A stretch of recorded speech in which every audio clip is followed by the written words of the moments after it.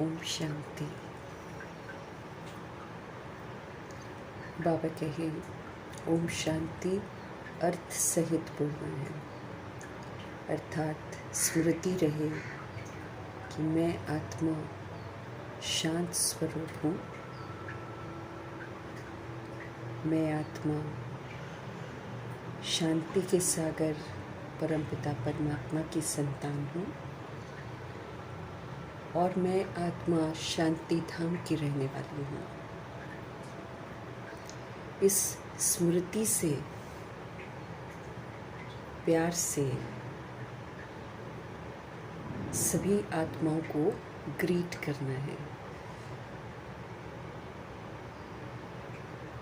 और फिर इसी स्वधर्म में सारा दिन टिके रहना है। समझ मिली है हम लॉ मेकर्स हैं, हमने सारा लॉ बिगाड़ा है। अब हम आत्माओं की जिम्मेवारी है कि हम लॉ को फिर से बनाएं। अब जो लॉ हमने बिगाड़ा है वो लॉ लेसनेस जो है वो मुझे देखने को ज़रूर मिलेगी, लेकिन उसके बीच में रहते हुए मुझे लॉफुल रहना है, क्योंकि हम ही लॉ मेकर हैं, हम ही पीस मेकर हैं और हम ही न्यू वर्ल्ड मेकर हैं। ये मुझ आत्मा की जवाबदारी है। जो पूरी कर लेगा वो सुखी रहेगा, जो नहीं करेगा वो सज़ा खाएगा। तो हम सभी गॉडली स्टूडेंट्स को ऑलमाइटी अथॉरिटी गॉड फादर का फरमान है कि हम लॉ ब्रेक नहीं कर सकते हैं। हम अपने आप को शरीर नहीं समझ सकते, आत्मा ही समझना है और फिर आत्मा के स्वधर्म में रहकर पाठ बजाना है। हर बात को बिल्कुल क्लियर करते जा रहे हैं शिव बाबा, ताकि हम किसी भी तरह की गलत फहमी में न रह जाएं और ये न सोचे हमने ये कर लिया, हमने वो कर लिया, हमने वो कर लिया। ऐसे बड़ी महीनता से हम आत्माओं को हर बात समझाने वाले प्यारे से शिव बाबा का हम धन्यवाद करेंगे और बाबा की श्रीमत पर एक्यूरेसी से चलकर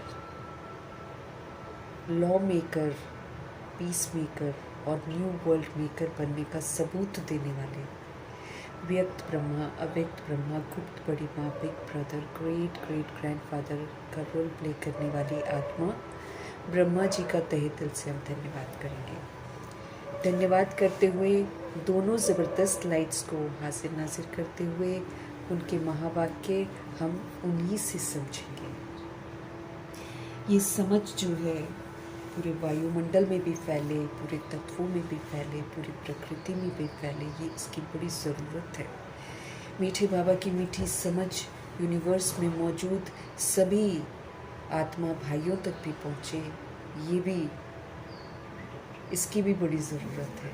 इसलिए हम दुआएं ज़रूर करेंगे कि जब जब हम बाबा की मुरली बाबा से समझ रहे हैं तब तक ये जो समझ है, इसकी जो किरणें हैं वो उन रूहों तक पहुँचे जो इस समय खास वृद्ध शरीरों में हैं, लेकिन देह के रिश्तों में बड़ी उलझी हुई हैं। तमाम रूहों का बुद्धि का योग उन रिश्तों से निकले बाहर और परम पिता परमात्मा से सर्व रिश्ते सबके जुड़ जाएं। दिल से हम सब दुआ करेंगे। मीठे प्यारे शिव बाबा की मुरली की जो समझ की किरणें हैं वो उन रूहों तक पहुँचे जो हम आत्माओं के साथ शिकवे शिकायत के साथ कनेक्टेड है और आत्माएं हमारे साथ नकारात्मकता से कनेक्टेड हैं। सभी आत्माओं का बुद्धि का योग हम आत्माओं से हट जाए और सत्य परमपिता परमात्मा के साथ लग जाए, उनकी नकारात्मकता समाप्त हो। दिल से हम सब दुआ करेंगे। मीठे बाबा की मीठी मुरली हम उन आत्माओं के लिए समर्पित करेंगे जो हम आत्माओं के साथ लौकिक में कनेक्टेड हैं। सभी रूहों का बुद्धि का योग हम आत्माओं से हटे, परमपिता परमात्मा जी के साथ लगे। फिर बाबा की समझ उन रूहों तक पहुँचे जो रोज़ शरीर छोड़ रहे हैं, अचानक छोड़ रहे हैं, और फिर उनसे संबंधित जो रूहें हैं वो कितनी बेचैन हैं, क्योंकि किसी को इस ड्रामा का खेल मालूम नहीं है, क्यों अचानक सब छोड़ रहे हैं शरीर, कैसे कार्मिक अकाउंट बने हुए हैं, किसी को नहीं मालूम है।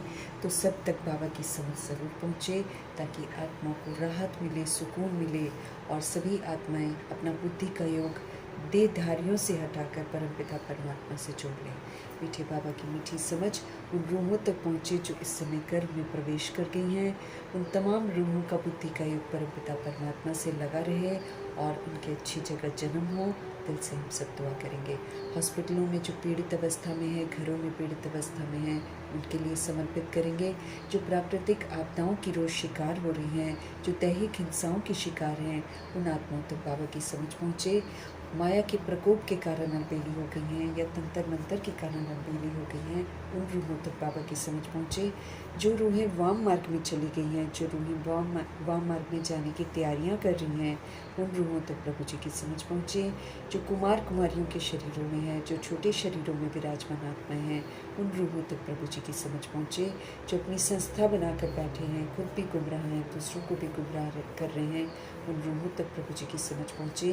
भिन्न भिन्न सत्ताओं में बटी हुई, भिन्न भिन्न वर्गों में बटी हुई, भिन्न भिन्न मठपंथों में बटी हुई सभी रूहों तक प्रभु जी की समझ पहुँचे। मीठे बाबा की समझ उन रूहों तक पहुँचे जो वैश्याएँ बन गई हैं, गणिकाएँ बन गई हैं, जो देह के धंधे कर रही हैं और जो उनसे ऐसे धंधे करवाते हैं। तमाम रूहों को ऐसे धंधों से वैराग आ जाए, सबकी प्रीत परमात्मा से जुड़ जाए। दिल से हम सब दुआ करेंगे। यादव, कौरव, यवन बन गई जितनी भी आत्माएं हैं, सब तक प्रभु जी की समझ पहुँचे। और भूत प्रेत आत्मा बनकर जो रूहें भटक रही हैं, उन तक प्रभु जी की समझ पहुँचे। तंत्र मंत्र रिद्धि सिद्धियाँ करके तांत्रिक विद्या जो कर रही हैं, सब तक बाबा की समझ पहुँचे। मीठे बाबा की समझ उन रूहों तक पहुँचे जो इस समय तरह तरह के जेलों में बंद हैं, काले पानी की सज़ा भुगत रही हैं, काल कोठरियों में कैद हैं। ऐसी रूहों तक बाबा की समझ पहुँचे जो उनको कंट्रोल कर रहे हैं, रूल कर रहे हैं। सब तक बाबा जी की समझ पहुँचे। सब में आत्मिक दया और आत्मिक प्रेम जो है वो जागृत हो। हर आत्मा अपने स्वधर्म में लौटे। दिल से हम सब दुआ करेंगे। फिर उन आत्माओं के लिए प्रभु जी की मुरली समर्पित करेंगे जो इस समय बहुत ही हिंसात्मक हो गई हैं, जानवरों से भी बदतर हो गई हैं, अंग तस्करियाँ कर रही हैं, जानवरों की भी और ह्यूमन की भी, फिर ह्यूमन फ्लैश, एनिमल फ्लैश खा रही हैं। ऐसी आत्माएं जो धंधे ऐसे कर रही हैं, तमाम आत्माएं अपने स्वधर्म में वापस आ जाए। दिल से हम सब दुआ करें। साहूकारी के नशे में जो धुत हैं, उन रूहों तक प्रभु जी की समझ पहुँच जाए। हम सब दिल से दुआ करेंगे। जो इस विश्व को विनाश करने के निमित्त हैं, जो गुप्त रीति में सारा उलट पुलट काम करवा रहे हैं, उन आत्माओं तक भी प्रभु जी की समझ समर्पित करेंगे, क्योंकि सबको अपने स्वधर्म में वापस लौटना है और सभी को अपने घर वापस जाना है। सब तक बाबा की समझ पहुँचे। और फिर जो साहूकारी के नशे में इंडस्ट्रियलिस्ट हैं, वो सभी आत्माओं तक प्रभु जी की समझ पहुँचे, क्योंकि पैसे के नशे में आत्माएं इस समय बहुत कुछ उल्टे काम कर रही हैं। सब में जागृति आए। और फिल्म इंडस्ट्री की रूहें और सीरियल जो बनाती हैं वो रूहें, जो गीत बनाती हैं, जो गुमराह कर रही हैं यूथ को, सभी रूहों तक बाबा जी की समझ पहुँचे, ताकि आत्माएं अपने स्वधर्म में वापस आएँ। और उन आत्माओं तक बाबा की समझ पहुँचे जो इस समय आतंकवादी बन गए हैं, जो तरह तरह के गैंगस्टर्स के ग्रुप में आ गए हैं, जो अंडरवर्ल्ड डॉन्स बन गए हैं। तमाम रूहों तक बाबा की समझ पहुँचे। हर आत्मा को स्वधर्म आकर्षित करे, हर आत्मा को परमात्मा आकर्षित करे। दिल से हम सब दुआ करेंगे। फिर उन स्थानों तक प्रभु जी की समझ पहुँचे, उन लोगों तक प्रभु जी की समझ पहुँचे जहाँ अभी तक पहुँची ही नहीं। सभी में जागृति आए, और अगर पहुँचती है तो रूहें तैयार नहीं है सुनने के लिए। तो अब तैयारी धरनी सबकी तैयार हो जाए, ये हम सब दिल से दुआ करेंगे। इन्हीं दुआओं के साथ हम अपने लिए भी दुआ करेंगे कि हम आत्मिक स्थिति में स्थित होकर सुप्रीम रूह के एक एक बोल को अपने अंदर में समाएं, और फिर उसके बाद उसको फलीभूत करें, अपने आप को स्व परिवर्तन करके विश्व परिवर्तन में हम अपना सहयोग दें। इन्हीं दुआओं के साथ देखते हैं आज हमारे परमपिता परमात्मा किस विधि से हमको सही दिशा दिखा रहे हैं। मीठे मीठे बाबा बोले, मीठे बच्चे, बाप जैसा निरअहंकारी और निष्काम सेवाधारी कोई भी नहीं है। दुनिया में लोग कह देते हैं कि हम निष्काम सेवा करते हैं, लेकिन बाबा कहते हैं कोई भी नहीं हो सकता, क्योंकि जो कुछ करता है उसको उसका फल ज़रूर मिलता है। और आज के कलयुग में नाम निष्काम होता है, लेकिन पैसे तो फिर भी लेते हैं, इसीलिए वो निष्काम सेवा तो कहलाती नहीं है। तो इस जहान में परमपिता परमात्मा जब सृष्टि रूपी ड्रामा में आते हैं, तो एक वही ऐसे सुप्रीम एक्टर हैं जो निरअहंकारी है और जो निष्काम सेवाधारी हैं। हम आत्माएं पढ़ें ना पढ़ें, प्रभु जी रोज़ पढ़ाने आते हैं, और हम आत्माएं सुने न सुने तो भी बाबा रोज़ हमको सुनाते हैं, हमको समझाते हैं। तो और कभी भी रिटर्न में क्या लेते हैं? अभी हमको पढ़ाएंगे, घर वापस चले जाएंगे, कुछ थोड़ी हमसे लेते हैं। अगर हम तन मन धन कुछ समर्पित भी करते हैं तो सिर्फ इसलिए करते हैं ताकि वो प्यूरिफाई हो जाए, वो उसका फ़ायदा भी अपने को ही होता है, उनको थोड़ी, उनको तो हम खिचड़ा देते हैं। बाबा कहते जो तुम संभाल नहीं पाते हो वो तुम मुझे देते हो, या फिर तुम्हारा जो पतित है उसको सफल करने के लिए तुम मुझे देते हो, और वो मैं तुम्हारा सफल करवा देता हूँ यज्ञ में, बाकी मैं थोड़ी किसी से कुछ लेता हूँ। तो हमारे पिता जो हैं परमपिता परमात्मा एक वही हैं जो निरअहंकारी हैं। हम जो कुछ भी करते रहें, हम कहना माने हम ना माने, लेकिन कितने निरअहंकारी होकर हमको रोज़ फिर से वही वही बातें समझाने के लिए आ जाते हैं कि अभी भी सुधर जाओ, अभी भी सुधर जाओ, कभी भी हमसे नाराज़ नहीं होते। हम आत्माएं अगर मदर फादर के रोल में आ जाते हैं और बच्चे नहीं सुनते हैं, तो हम 2-3 बार चलो बर्दाश्त करते हैं, उसके बाद तो हम लोग बर्दाश्त ही नहीं करते हैं, कितना कुछ उल्टा बोल देते हैं, डांटते हैं, कहीं पर लोग हाथ भी उठाते हैं, तो इस तरह की हरकतें करते हैं। लेकिन हमारे फादर जो हैं शिव बाबा, वो ना हाथ उठाते हैं, न कभी गुस्सा करते हैं, न हमको अपशब्द बोलते हैं, न डांटते हैं, प्यार प्यार से समझाते हैं। कितना निरअहंकारी बनकर अपने आप को धोबी कह देते हैं, अपने आप को वर्ल्ड सर्वेंट कह देते हैं, अपने आप को सुनार कह देते हैं, हर तरह से कर्तव्य करते हैं और हर तरह का नाम अपने लिए यूज़ कर लेते हैं। हम्बल बनकर हम आत्मा को सही दिशा दिखाते हैं और स्पष्ट करते हैं कि उनके जैसा निरअहंकारी और उनके जैसा निष्काम सेवाधारी, बिना किसी फ़ायदे के सेवा करने वाले सिर्फ और सिर्फ हमारे शिव बाबा हैं। सारे विश्व की बादशाही बच्चों को देकर खुद वानप्रस्थ में बैठ जाते हैं, आते हैं संगम युग में, खूब सेवा करते हैं, रोज़ सेवा करते हैं और सदा जागती ज्योत बनकर हम सभी आत्माओं को जगाते रहते हैं। और फिर जो सोल जग जाती है, जो सोल क्वालिफाई कर लेती है, उसको फिर विश्व की बादशाही दे देते हैं और देकर फिर वानप्रस्थ में चले जाते हैं। फिर वही कि कल्प के बाद जब कलयुग के आखिरी 100 वर्ष रह जाएंगे, जब हमारी अवस्था बिल्कुल गिर जाएगी, जब हम आत्माओं की धरनी तैयार हो जाएगी सच्चाई को सुनने के लिए, तब प्रभु जी फिर से इस दुनिया में हम आत्माओं को फिर से समझ देने के लिए आएंगे। बाकी बाबा पूरा वानप्रस्थी बन जाते हैं, वाणी से परे चले जाते हैं। प्रश्न, बाप का कौन सा पैगाम तुम्हें सारे विश्व को बताना है?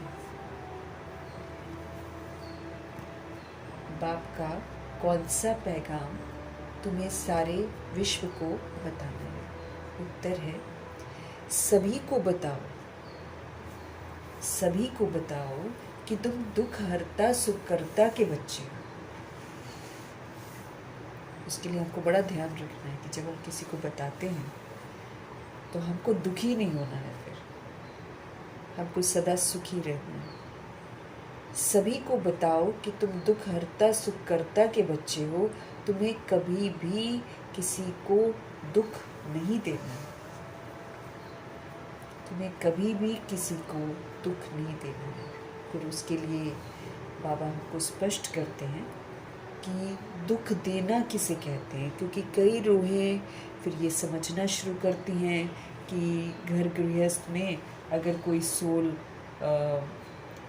जो भी अगर उल्टा काम भी करने को बोले और नहीं करते हैं तो उनको लगता है कि हम दुख देते हैं। तो ये जो हम अपनी मनमत बीच में डाल देते हैं, इससे हमको बाहर आना है, क्योंकि बाबा हमको स्पष्ट करते हैं कि हम कांटे तब बनते हैं जब हम अपने आप को देह समझते हैं, तब हम दूसरों को दुख देते हैं। जब हम दैहिक दृष्टि से किसी को देखते हैं तो हम मेल फीमेल कॉन्सेप्ट, फिर कास्ट का कॉन्सेप्ट, फिर धर्म का कॉन्सेप्ट, इस विधि से हम देखते हैं। फिर देखते हैं कि ये अड़ोसी पड़ोसी है, या फिर ये वैसा है, ये वैसा है। मतलब ये देह को देखकर हमारे अंदर में भिन्नता की जो कड़वाहट है वो आ जाती है। तो भगवान ने हमको समझ दी है कि हम सभी रूहें हैं और हम सभी संकल्प से, बोल से, कर्म से दुख दे देते हैं। हम संकल्प से भी दुख देते हैं। हम किसी को कुछ बोलते नहीं हैं, लेकिन हम मन में सोच लेते हैं किसी रूह के बारे में, तो वो वाला चीज़ भी उसके पास पहुंच जाता है। तो इसलिए बहुत ही हमको ध्यान देना है। हम दुख हरता सुख करता के बच्चे हैं इस समय। हमको किसी को भी दुख नहीं देना है, अर्थात मुझे अपने आप की दैहिक दृष्टि वृत्ति को समाप्त करना है। सभी को आत्मा भाई के रूप में देखना है और परमपिता परमात्मा की अमानत के रूप में देखना है। इतना मुझे अटेंशन रखना है। और फिर अब बाबा ने मेरे को बोला है कि अब तुम देह का रोल नहीं प्ले करो। 63 जन्म हमने देह का रोल प्ले किया है। देह का रोल प्ले करना मतलब देह को देखना, दैहिक दृष्टि वृत्ति से काम, क्रोध, लोभ, मोह, अहंकार को यूज़ करना, ईर्ष्या, द्वेष, अलबेलापन, सुस्ती, इन सारी खामियों को यूज़ करना, ये हमने 63 जन्म किया हुआ है। अब भगवान जी का फरमान है कि अब आत्मा का रोल प्ले करो। तो आत्मा का रोल प्ले करेंगे तो हम कभी भी लॉ को ब्रेक नहीं करेंगे, क्योंकि फिर आत्मा परमात्मा का बच्चा हो। फिर आत्मा परमात्मा का बच्चा फिर कैसे बिहेव करेगा? जैसे बाप बिहेव कर रहा है वैसे हम भी बिहेव करेंगे।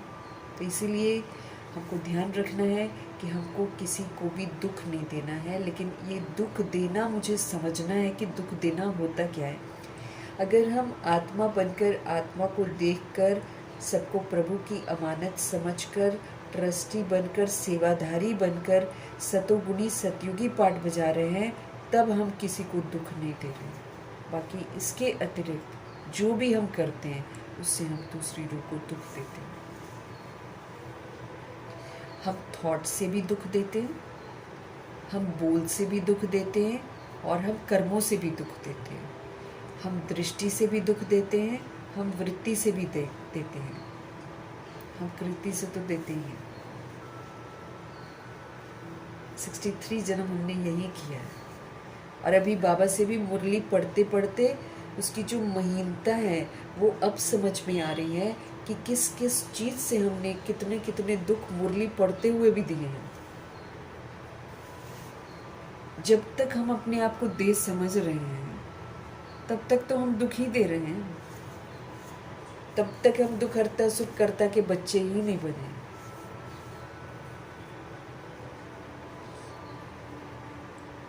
देह के भान में मम्मा बोलती है, देह समझ कर कुछ करना ही सबसे बड़ा पाप करना। तो मुरली पढ़ते पढ़ते भी जब हम देह समझ रहे हैं और देह समझकर सब कुछ कर रहे हैं तो हम तो सारा पाप ही पाप करे जा रहे हैं, संकल्प से भी, बोल से भी, कर्म से भी, क्योंकि फिर हमारे अंदर कड़वाहट रहती है। इसलिए बाबा ने हमको सीजन मुरली में कहा है कि बाप दादा देखना चाहते हैं कि बच्चे सारी अपने अंदर से कड़वाइस खत्म करते हैं। कड़वापन आता ही है पुरानी स्मृतियों से, पुराने संस्कारों से, पुरानी आदतों से, पुराने बोल से, पुराने कर्म से। तो ये भी मेरे ऊपर बहुत बड़ी रिस्पॉन्सिबिलिटी है कि हम सभी आत्माएं दुख हरता सुख करता के बच्चे हैं, तो उनको कभी भी दुख नहीं देना है। मेरी मनसा निराकारी हो, मेरे बोल निरअहंकारी हो और मेरे कर्म निर्विकारी हो, और संबंध संपर्क में आत्मिक भाव हो और कल्याणकारी भावना हो।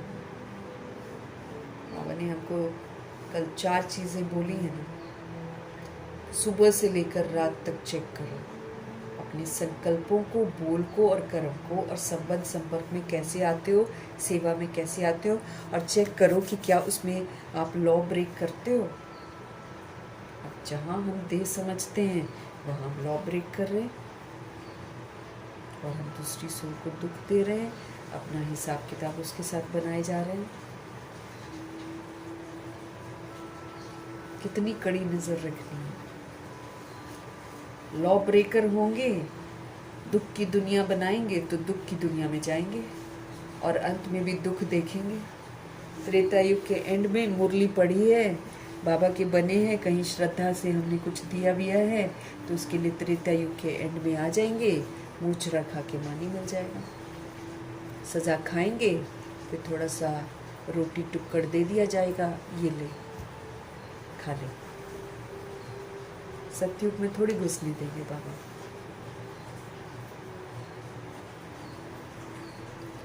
तुम सुखदाता बाप को याद करो, तुम सुखदाता बाप को फॉलो करो। कैसे बाबा बोलते हैं, कैसे बाबा फादर का रोल प्ले करते हैं, कैसे टीचर का रोल प्ले करते हैं, कैसे सदगुरु का रोल प्ले करते हैं, कैसे वो ब्रदर सिस्टर भी बनते हैं, कैसे वो साजन सजनी भी बनते हैं, सब कुछ प्रभु जी करके दिखा रहे हैं मुरली के माध्यम से।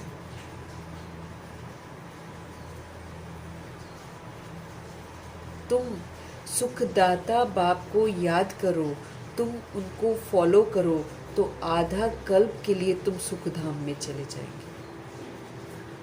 हमको सदा सुखी रहकर सबको सुख देना है। ये नहीं कि जब मेरे कर्म भोग आ गया तो मेरा मिजाज बिगड़ गया और बात करते समय हमारे मुख से कड़वाहट निकल गई। Not allowed. कोई लॉ, अब दुनिया जो है वो तो लॉ ब्रेक करेगी, अब वो तो विस्मृत है। किसने सिखाया? मैंने सिखाया। अब वो तो लॉ ब्रेक करेगी। उस लॉ ब्रेक करने में कोई भी रूह जो है, उसकी जो एक्ट है, वो मुझे डिस्टर्ब न कर दे, वो मुझे विस्मृत न कर दे, वो मुझे उल्टा काम करने को मजबूर न कर दे। इसकी नज़र मुझे खुद पर रखनी है। दुनिया तो लॉ ब्रेक करने वाली है। चलते चलते आपको कोई गिरा भी सकता है, चलते चलते आपके पैरों में दर्द है, कोई आपके पैर पर पैर भी रख सकता है। जैसे जगदीश भाई ने अपना एक्सपीरियंस बताया था। तो भी गुस्सा नहीं कर सकते हैं, तो भी उस पर चिल्ला नहीं सकते हैं।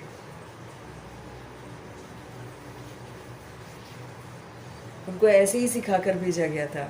और कैसे स्टेशन पर किसी ने लोहे का, लकड़ी का बॉक्स होता है ना, उसमें कहीं कहीं लोहे भी तो लगे होते हैं, उठा के उनके पैर के ऊपर रख दिया। मतलब गलती से ये रखा है, लेकिन ऊपर सिर से ही उतार कर उसने, जैसे भारी होगा ना, उसने नीचे रखा और वो रख दिया उनके पैरों के ऊपर। कितना दर्द हुआ, नाखून ही उनका पैर का उंगली का उखड़ गया, खून निकलने लग गया। तो भी उनको दादियों ने क्या समझाया था ना, वो बार बार आता जाए बुद्धि में, और वो जो क्रोध करना था वो क्रोध ना करे। फिर से वो कहे कि ऐसे बताया था बहन जी ने, ऐसे बताया था, चाहे कुछ भी हो जाए क्रोध नहीं करना। बार बार उनका दिमाग उसमें, जैसे बाबा बोलते हैं ना, असली तो ज्ञान का मज़ा तब है जब हमको समय पर शिक्षा याद आए। अब करने के बाद फिर हम सोचते हैं अरे ऐसे नहीं करना चाहिए था, थोड़ा सा सहन ही कर लेते तो क्या जाता था। लेकिन उससे तो कुछ नहीं हुआ। बाबा ने बोला तुमने कर्म तो कर लिया, तुम्हारा हिसाब किताब तो बन गया। हमको हिसाब किताब नहीं बनाना है किसी के साथ।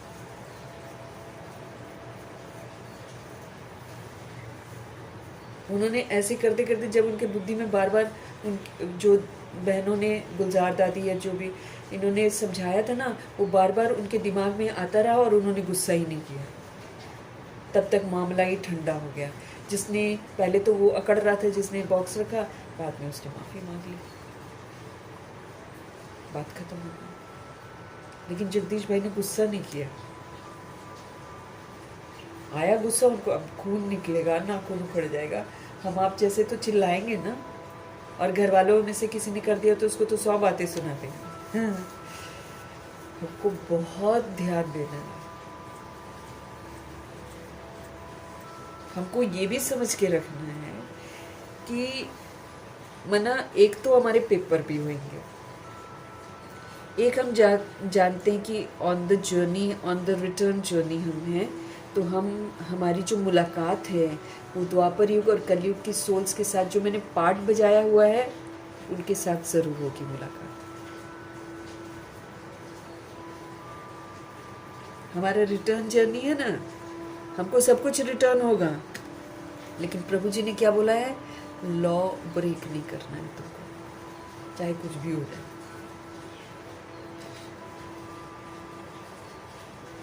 भगवान को लोग न जाने क्या क्या बोल देते हैं, काम नहीं होता है तो 10 बातें और सुना देते हैं।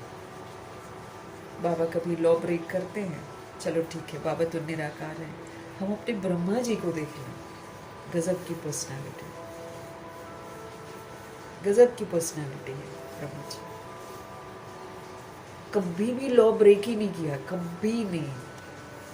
कितना कुछ हुआ है उनके साथ। तो ईश्वरीय शिक्षा और ईश्वरीय संप्रदाय में आना बहुत बड़ा भाग्य भी है, लेकिन बहुत बड़ी जवाबदारी भी है। हमारी एक एक चीज चेक की जाएगी। तुम सुखदाता बाप को याद करो, उन्हें फॉलो करो, तो आधा कल्प के लिए सुखधाम में जाएंगे।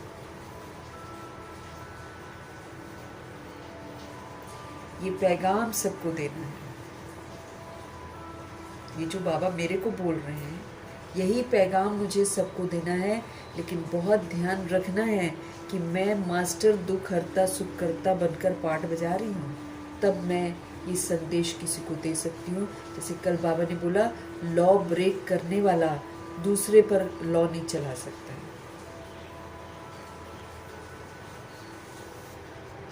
हम पैगाम को जब फॉलो करेंगे तभी हम दूसरों को पैगाम दे सकते हैं। ये पैगाम आपको सबको देना है कि सुखदाता बाप को तुम याद करो, तुम उनको फॉलो करो, तो आधा कल्प के लिए आप सुखधाम में चले जाएंगे। जो इस पैगाम को जीवन में धारण करेंगे वो 21 जन्मों के लिए फिर माया की बेहोशी से छूट जाएंगे। देखो साथ में बाबा ने ये भी बोल दिया, जो इस पैगाम को धारण करेंगे जीवन में, अर्थात दुख हरता सुख करता का पाठ बजाएंगे, सबको सुख देंगे भले वो दुख दे। कोई मेरे को नेगेटिव भेज रहा है, कोई मेरे को दुख दे रहा है, तो बाबा ने मेरे को युक्ति तो बता रखी है, लगातार सबको दुआएं दो, सबके लिए शुभ भावना शुभकामना भेजते जाओ, भेजते जाओ, भेजते। बाबा ने बोला ना, तुम सुबह से लेकर शाम तक कुछ और नहीं कर पाते हो तो दुआएं दो। इसी दुआएं देते देते में तुम सर्वगुण संपन्न बन जाओगे, क्योंकि तुम फिर बैड नहीं सोच रहे ना किसी के लिए भी। तो जो इस पैगाम को जीवन में अपने धारण करेंगे, अर्थात मास्टर दुखहर्ता सुखकर्ता का पाठ बजाएंगे, वही तो फिर 21 जन्मों के लिए माया की बेहोशी से छूट जाएंगे। फिर आधा कल्प तो माया होगी नहीं, आधा कल्प तो माया से छूट जाएंगे ना। 2500 वर्ष की राजधानी में जाने का हमको हक मिल जाएगा।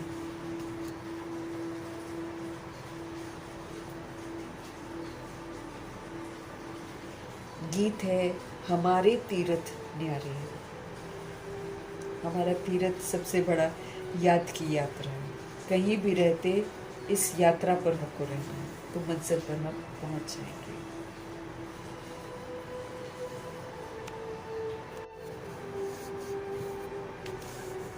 ओम शांति। मीठे मीठे रूहानी बच्चे इस गीत का अर्थ तो समझ ही गए हैं। हम आत्माओं का वो बाप है, मुख्य है ही आत्मा। अभी तुम बच्चे जानते हो, हमारी आत्मा परमपिता परमात्मा के सम्मुख बैठी है। तुम्हारी सोल सुप्रीम सोल के सामने बैठी है। हम बॉडी नहीं बैठते हैं, हम सोल बैठते हैं। बाबा उस दृष्टि से हमको देख रहे हैं और हमको समझते रहे। हर समय चलते फिरते उठते बैठते अपने को आप आत्मा समझो। तुमको अपना शरीर है, इनको लोन लिया हुआ शरीर है। शिव बाबा तो लोन लेते हैं, हमको अपना शरीर है। गुरु लोग मनुष्यों को यात्रा पर ले जाते हैं। भक्ति मार्ग के ढेर गुरु हैं। आजकल तो कोई भी गुरु बन जाता है। स्कूल के टीचर को भी गुरु कहते हैं। गाइड कौन कर रहा है? हमको कोई गाइड कर रहा है क्या? सिवाय परमपिता परमात्मा के कोई है ही नहीं टीचर। कहाँ हम सही गाइडेंस देते हैं किसी को भी टीचर बनकर।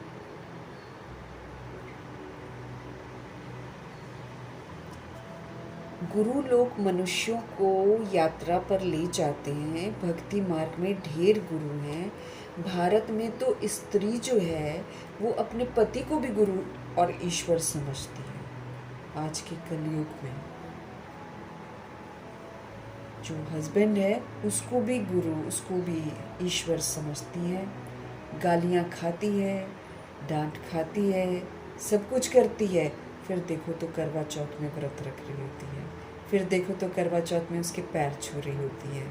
और बाबा कहते वो विकारी बनाता है या उसके साथ वो विकार में जाती है। और फिर उसको भगवान कहते हैं। मतलब भगवान को कहाँ कहाँ हम डाल देते हैं। जो कोई पाठ सुनाता है उसको बोलते हैं तुसी रब हो। और आजकल एक एस्ट्रोलॉजर है, वो हर किसी को बोलेगा प्रभु प्रभु प्रभु, मेरे प्रभु मेरे प्रभु। पैसा कमा रहा है, बंदों को भी मेरे प्रभु बोलता रहता है।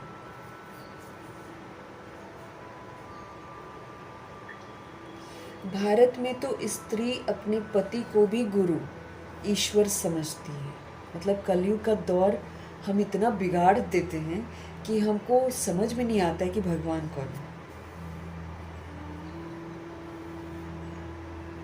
तुम बच्चे हो ना, बाप बच्चों को समझाते हैं कि तुम बच्चे हो ना, समझते हो कि हम बेहद के बाप के बच्चे हैं। अब हमको समझ में आता है कि बॉडी के कितने भी हम बाप ले लें, कितने भी जन्म में, हम जब रूहें छोड़ती हैं शरीर तो हमको पता चलता है कि हमारा बाप तो परमात्मा है। अब क्या है, शरीर छोड़ने से पहले ही हमको समझ में आ गया है कि हमारे फादर जो हैं वो शिव बाबा हैं। और सभी के 800 करोड़ लोग हैं, सबका बाप शिव बाबा। इसलिए बाबा हमको बोलते हैं ना, सब पर तुम रहम करो मेरे तुम। इसलिए बाबा हमको बोलते हैं तुम एक के लिए भी नेगेटिव सोचोगे तो तुम्हारा मेरे साथ योग नहीं लगेगा। साफ बोलते हैं। अब चाहे कोई बिगड़ा हुआ क्यों ना हो, चाहे कोई मेरा बुरा ही क्यों ना कर रहा हो, तो भी मुझे उसको नेगेटिव नहीं देना है। ये भगवान जी का फरमान है। बाबा जैसे बाप होता है ना, बाप को अपने सारे बच्चे प्यारे हैं। और बाप जानते हैं कि सब विस्मृत होकर उसने गलती करी, उसने उसको देख कर करी, उसने उसको देख कर करी, तो बाबा ऑन द होल सबको निर्दोष दृष्टि से ही देखते हैं। कोई ऊपर से आतंकवादी बनकर तो नहीं आया है परम धाम से, ना कोई गैंगस्टर बनकर आया है, ना कोई डॉन बनकर आया है, ना कोई हिंदू मुस्लिम सिख ईसाई बनकर आया है, ना कोई जाट राजपूत बनकर आया है। ऊपर से कोई भी सोल ऐसी आई, बिंदी आई है, बिंदी। तो सारा कुछ हमने इस सृष्टि पर ही तो किया है। और भूल भुलैया के खेल में अपने आप को भूल कर फिर इस तरह का हमने वायुमंडल बना दिया।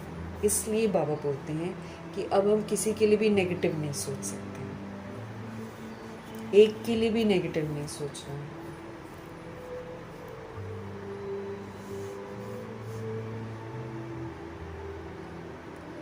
तुम बच्चे अब समझते हो ना, समझते हो कि हम बेहद के बाप, एक ही फादर है सभी आत्माओं का, और हम सभी आत्माएं उनके बच्चे हैं। बेहद का वर्षा हम फिर से लेने के लिए आए हैं। बाप है ना, तो बाप से हम वर्षा लेते हैं। अभी हमें सदगति को पाना है। हमको याद रखना है कि अभी हमको सदगति को पाना है। घर वापस पहले जाना है, और सदगति होता है स्वर्ग का वर्षा।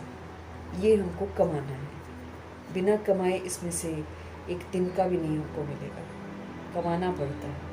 मतलब सुख धाम की जितनी विशेषताएं हैं वो सारी मुझे यहीं पर धारण करनी है। तब हम जाएंगे वहाँ।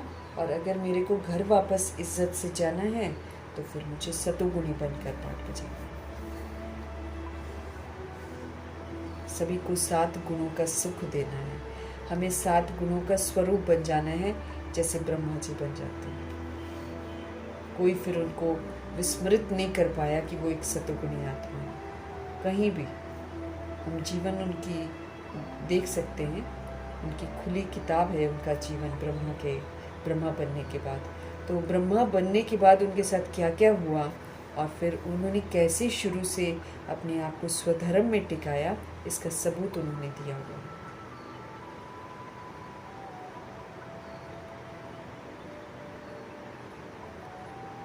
अभी हमें सदगति को पाना है, ये तो निश्चय है ना। सारी दुनिया दुर्गति में है इस समय, सारी दुनिया पतित हो गई है। पावन होने के लिए बुलाते हैं तो भारत में कितने ढेर के ढेर आजकल गुरु बने हुए हैं। कोई को 100 फॉलोअर्स हैं, कोई को 500 हैं, कोई के 50 भी होते हैं। और ये जो अखाड़े आजकल बनाए हुए हैं, जो लिटरली क्रिमिनल हैं, जो गलत काम भी करते हैं, उनके देख लो कितने फॉलोअर्स हैं, अथाह फॉलोअर्स हैं। झूठी दंत कथाएं वो सुनाते हैं, लेकिन इस झूठ खंड में आत्माओं को झूठ अच्छा लगता है ही झूठ खंड ना। तो झूठ खंड में सोल्स को झूठ ज़्यादा अच्छा लगता है, सच भाता नहीं है। जो बाबा सुनाते हैं वो किसी को भाता नहीं है जल्दी, इसलिए बहुत कम बच्चे बाबा के बनते हैं। इवन 16,108 करोड़ बच्चों में वफादार ईमानदार बहुत कम बच्चे बनते हैं। 108 ही तो माला में आते हैं। बाबा कहते कोई के लाखों करोड़ों भी फॉलोअर्स होते हैं। जैसे खोजों का आगा खान गुरु है, कितने अनेक फॉलोअर्स हैं, कितना उनको रिगार्ड देते हैं। फिर भल कुछ भी करने वाला हो, लेकिन उनका मान कितना है। भक्ति मार्ग में गुरु तो अनेक है, फिर वो भी नंबरवार होते हैं। कोई की कमाई पद्मों की होती है, जैसे आगा खान है, इनकी कमाई बहुत है, उनको हीरो में तोलते हैं, उनको हीरो में तोलते हैं और फिर उतना हीरा दान करते हैं।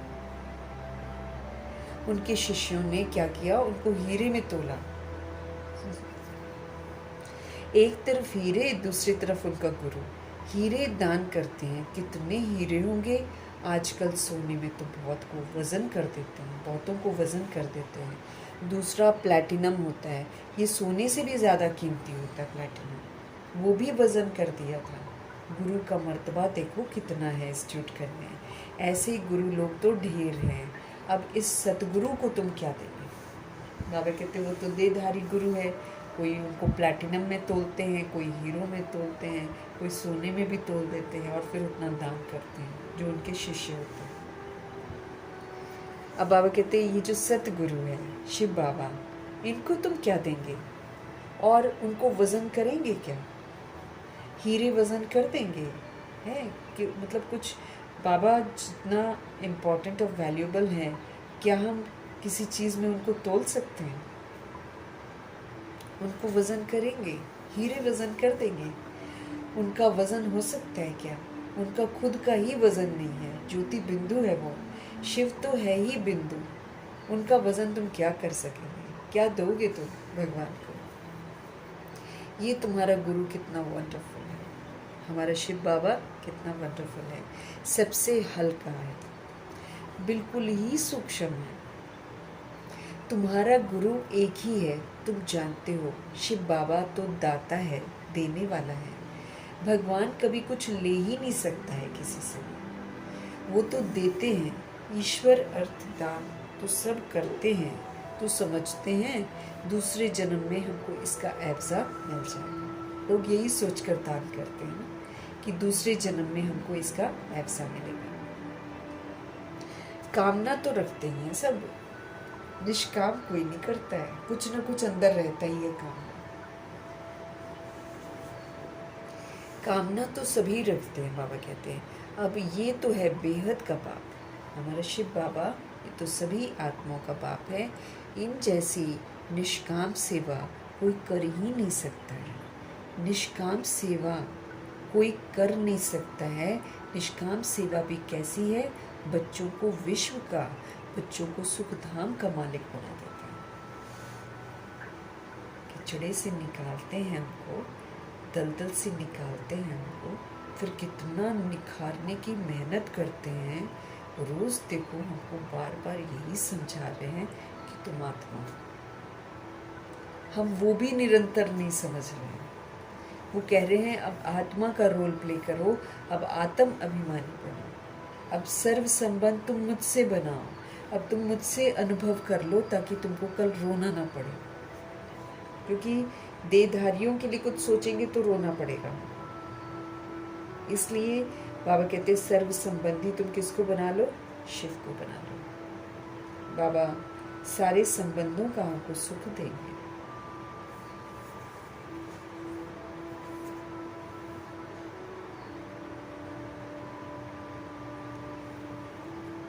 इन जैसी निष्काम सेवा कोई कर ही नहीं सकता है।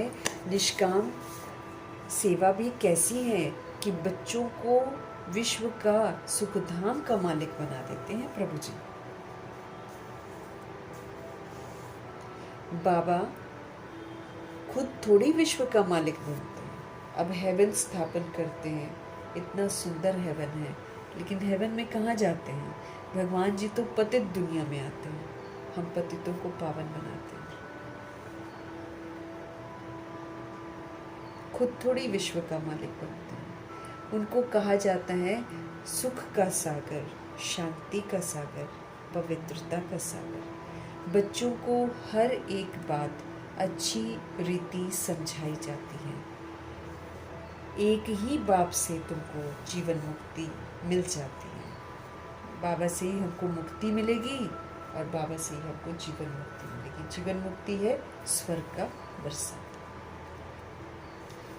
बाबा से स्वर्ग का वर्षा मिलता है। हमने निश्चय किया, बस बाबा और वर्षे को याद करना है। बाबा को कहते हैं ज्ञान का सागर। सारा सागर बाबा कहते हैं स्याही बना दो तुम। इतना बड़ा सागर है, सारा सागर तुम स्याही बना दो, सारी धरती को तुम कागज बना दो, और जितनी भी दुनिया में जंगल हैं, है ना, वहाँ के जितने पेड़ सबकी कलम बना दो। बाबा कहते तो भी अगर तुम सोचोगे कि बाबा के ज्ञान को समेट दोगे, नहीं समेट सकते, लिख ही नहीं सकते। वो पूरी धरती को यूज करके भी रह जाएगा क्या? और इतना बड़ा सागर है बाबा। यहाँ पर हर एक बात अच्छी रीति समझाई जाती है। एक ही बाप से तुमको जीवन मुक्ति मिल जाती। जीवन में रहते हुए मुक्त अवस्था में रहना सबसे सुंदर जीवन है। अब जैसे ब्रह्मा जी जीवन में थे, इतने सारे रिश्ते सब कुछ थे, लेकिन सबके साथ रहते हुए वो मुक्त अवस्था में थे। कोई उनको डिस्टर्ब नहीं कर पाया। कितनी ब्यूटीफुल लाइफ हो जाएगी अगर हम लोग ऐसा जिएंगे तो। यहीं पर संस्कार बनाने हैं। अच्छा वायुमंडल है, हम अच्छे हैं, उसको तो काउंट नहीं करने वाले हैं भगवान। पूरा अजीबोगरीब वैरायटी वाला वायुमंडल हो, लेकिन उसमें हम अचल अटोल रहें। कोई भी रूह हमको डिस्टर्ब न कर सके, कोई भी रूह हमको विस्मृत न कर सके। मैं आत्मा अपने स्वधर्म में टिकी रहूं, उसको बोलते हैं जीवन मुक्त अवस्था। उसको बोलते हैं राजा वाली अवस्था। और सिर्फ ये नहीं कि हम डिस्टर्ब नहीं हुए, लेकिन दूसरी सोल जो डिस्टर्ब है ना, उसकी डिस्टर्बेंस को भी दूर किया। ये है जीवन मुक्त अवस्था। क्योंकि जब कोई हमको डिस्टर्ब करेगा, हम डिस्टर्ब नहीं होंगे और हम उसके लिए शुभ भावना, शुभकामना रखेंगे, तो जो उसका डिस्टर्ब करने का एटीट्यूड है वही ख़त्म हो जाएगा, वो भी आत्मा अच्छी हो जाएगी। ऐसे हमको जीवन में रहते हुए मुक्त अवस्था में रहना। ये नहीं सोचना है ये ठीक हो जाए, वो ठीक हो जाए तो मैं जीवन, नहीं, वो बिगड़े हुए के अंदर ही जीवन मुक्त बनना है।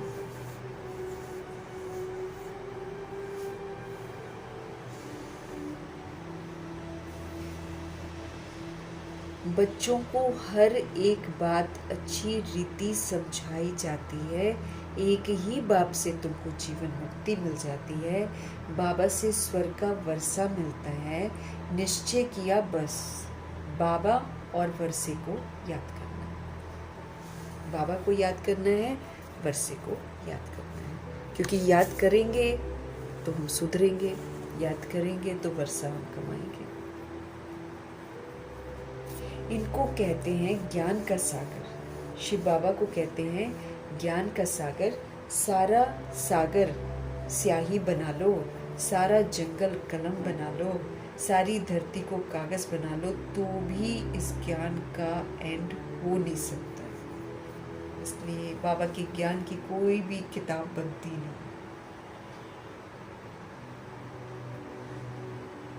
तुम शुरू से लेकर लिखते जाओ, तुम्हारी ढेर पुस्तकें हो जाए। सच में लिखते जाओ, कॉपियाँ ही भर जाती हैं। और हर बार फिर उसको पढ़ो तो लगता है सब कुछ नया है, ये भी पॉइंट कितना अच्छा है, ये भी पॉइंट कितना अच्छा है। No and. कितने रजिस्टर्स, कितनी कॉपियाँ भर रखी हैं लिख कर, नो एंड। वही देखो 1969 से 2013 तक हम कहेंगे, उसके बीच में कभी कभी बाबा नहीं भी आए हैं, कम मुरलियाँ चली हैं गुलजार दादी की हालत को देखते हुए, लेकिन चलो 2017 तक हम लेकर चलते हैं। हम अगर इसको भी कहीं पर समेटना चाहें ना, हम नहीं समेट सकते। साकार मुरलियाँ, अव्यक्त मुरलियाँ, आप लिखते जाओ, पेपर सब भर जाएंगे। बाबा कहते तो भी एंड नहीं हो सकती। तुम शुरू से लेकर लिखते जाओ तो तुम्हारी ढेर पुस्तकें हो जाएं। ये नॉलेज तो बहुत वैल्यूएबल है, जो धारण करने की है। चलो लिखते हैं हम, अच्छी बात है बाबा कहते, लेकिन मेन क्या है कि बाबा बोलता जाए और हम लोग करते जाएं, जैसे मम्मा बाबा करते थे। इतना ध्यान से मातेश्वरी सुनती थी कि तुरंत उसको फिर अमल में भी लाती थी। और बाबा कहते यही विधि है याद रखने की, क्योंकि तुरंत हम अमल में लाएंगे ना, वो हमारे जीवन में आ जाएगा, फिर हम भूलेंगे नहीं उसको। तो बाबा जी कह रहे हैं ये नॉलेज जो बाबा की है, ये तो बहुत वैल्यूएबल है। ये हम रूहों को वैल्यूएबल बनाने के लिए, हमारी वैल्यू बिल्कुल ख़त्म है। कलयुग में वैल्यू देखो कितनी ख़त्म है कि कोई सोल किसी को मार के उसके टुकड़े करके ड्रम में भी डाल सकती है, कहीं पर दफन कर सकती है, वैल्यू है किसी की।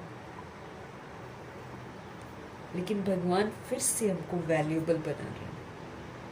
जो नैतिकता हमारे में ख़त्म हो गई है, वो नैतिकता को फिर से धारण करवा रहे हैं। बाबा जी कह रहे हैं ये नॉलेज तो बहुत वैल्यूएबल है, जो एक्चुअली हमें धारण करने के लिए मिली हुई है, कि हम दूसरे में ना देखें कि उसमें है उसमें नहीं, मुझे धारण करनी है, मुझे अपने जीवन में इसको लाना है। तो जब हम जीवन में लाएंगे तो हम वैल्यूएबल बन जाएंगे। देवी देवता क्या है, वैल्यूएबल हो गए। फरिश्ते क्या है, वैल्यूएबल हो गए। जानते हो ये कोई परंपरा तो चलती नहीं है, अभी तुमको तंत्र मिलता है, समझ मिलती है, सार मिलता है। बाप आकर बच्चों को अपना परिचय देते हैं, वही काफ़ी है। भगवान जी अपना परिचय देते हैं, वही काफ़ी है।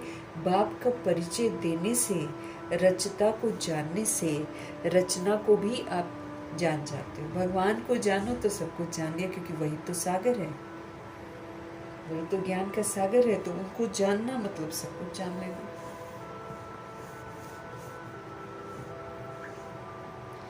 बाप आकर बच्चों को अपना परिचय देते हैं, वही काफ़ी है। बाप का परिचय देने से, रचता को जानने से, रचना का भी ज्ञान हमारे अंदर आ जाता है। बुद्धि कहती है जो सतयुग में आते होंगे उनकी पुनर्जन्म जांचते होंगे। बुद्धि हमारी कहती है कि जो सतयुग में आते होंगे उनके पुनर्जन्म जांचते होंगे। चक्र में जो पहले आए होंगे वही तो आएंगे ना। इस चक्र को भी अच्छी रीति समझना। अब ब्रह्मा जी पहले आए हैं ना, 84 जन्म वही लेते हैं पूरे, एकदम पूरे 84 जन्म एकदम पूरा। हाँ, क्योंकि वो अव्यक्त में भी पार्ट बजा रहे हैं। ये नहीं कि भाई मैं नारायण बन गया, चलो जी अब आराम करता हूँ। हमारे लिए देखो खड़े हैं वो, वतन में खड़े हैं वो। आजकल कई कई लोग ना एक कोट दिखा रहे हैं जिसमें ब्रह्मा जी सो रहे हैं और उनको बोल रहे हैं शुभ रात्रि बाबा। ब्रह्मा जी सोते हैं क्या? बिल्कुल नहीं सोते।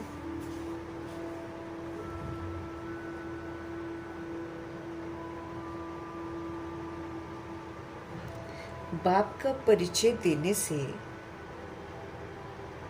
रचता को जानने से रचना का भी ज्ञान आ जाता है। बुद्धि हमारी कहती है जो सतयुग में आते होंगे उनके पुनर्जन्म जांचते होंगे, चक्र में जो पहले आए होंगे वही तो आएंगे।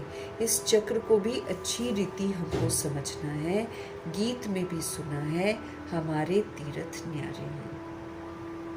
वो तो जन्म जन्मांतर तीर्थ यात्राएं आदि करते आए हैं। दुनिया में लोग जन्म जन्मांतर करते आए हैं। ये तो सिर्फ तुम्हारी एक जन्म की ही यात्रा है। हम इस एक जन्म में याद की यात्रा करते हैं और हम चले जाते हैं सिद्धि। ये तो सिर्फ तुम्हारी एक जन्म की यात्रा है। इस रूहानी यात्रा में जरा भी कोई तकलीफ ही नहीं है। कहीं भी उठते बैठते मन ही मन याद करो। कोई कर्म कांड नहीं, कोई चढ़ावा नहीं, कोई बोलना नहीं, कोई कुछ करना नहीं, कोई गीत भजन नहीं गाने, कुछ नहीं करना, कोई बाजे नहीं बजाने। शांति में चलते फिरते उठते बैठते प्रभु जी हमारी यादों में शामिल होने चाहिए और कोई भी नहीं होना चाहिए। बाबा कहते हैं तुम्हारी तो सिर्फ एक जन्म की यात्रा है। इस रूहानी यात्रा में ज़रा भी कोई तकलीफ नहीं है। रूह जो है शांति में रहकर सुप्रीम रूह को याद करती है। ज्ञान देने वाला एक ही सतगुरु है हमारा। सदगति तो किसी की भी होती नहीं, बाबा कहते हैं दुनिया में।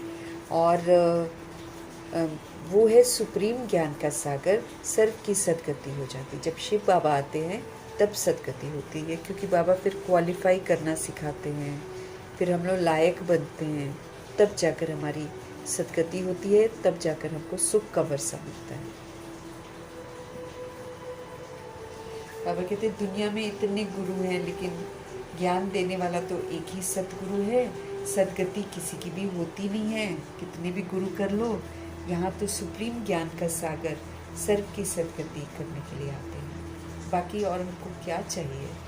तत्व भी सतो प्रधान हो जाते हैं। यहाँ पर जितने तत्व हैं वो भी सतो प्रधान हो जाते हैं। यहाँ तमो प्रधान है तो फिर वायु आदि भी ऐसी ही तमो प्रधान हो जाती है।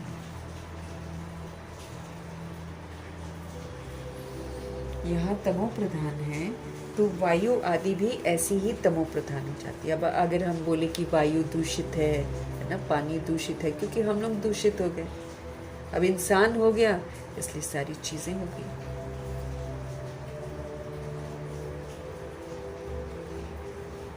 बाबा कहते हैं तत्व भी सतो प्रधान हो जाते हैं। यहाँ पर तमो प्रधान है तो फिर बाबा कहते हैं वायु भी जो है वो ऐसी ही तमो प्रधान होती है।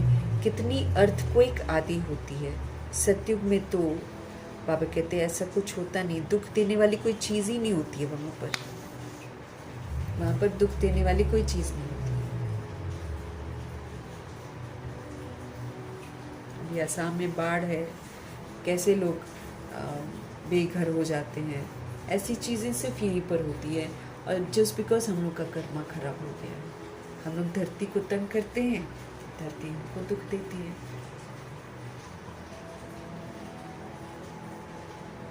तो सतयुग में तो कोई भी दुख देने वाली चीज़ नहीं होती। वहाँ अर्थक्वेक नहीं आता है, वहाँ बाढ़ कुछ नहीं होती। 2500 वर्ष की राजधानी में, प्रभु जी की राजधानी में कुछ भी गड़बड़ नहीं होता है। क्यों? क्योंकि सोल्स वहाँ प्योर है।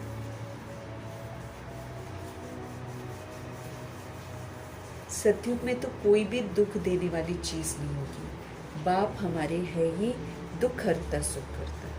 तुम उनके बच्चे हो, किसको भी दुख तुमको नहीं देना है। मतलब दे समझकर पाठ नहीं बजाना है। दे समझकर पाठ बजाते हैं, हम दुख देते हैं।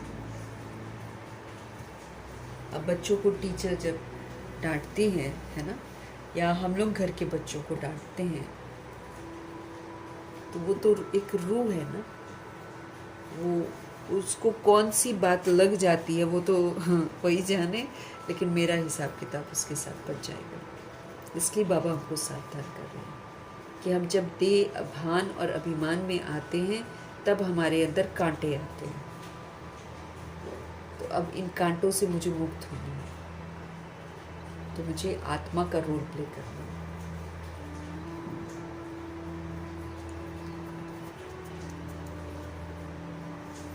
बाप है ही दुख हरता सुख करता। अब तुम उनके बच्चे हो, अब तुम किसी को दुख नहीं देना। सबको रास्ता बताना है, सबको सुख का वर्षा पाने का रास्ता बताना है कि सबको सुख मिले, सबको सुख मिले। अब बाबा का परिचय दे दो, तो हमने क्या करा, उसको रास्ता बताया ना अच्छा वाला। तो हमको रास्ता बताना है और कैसे सुख का वर्षा मिलता है, उसमें हमको भगवान का पैगाम देना है कि भगवान कहते हैं मुझे याद करो।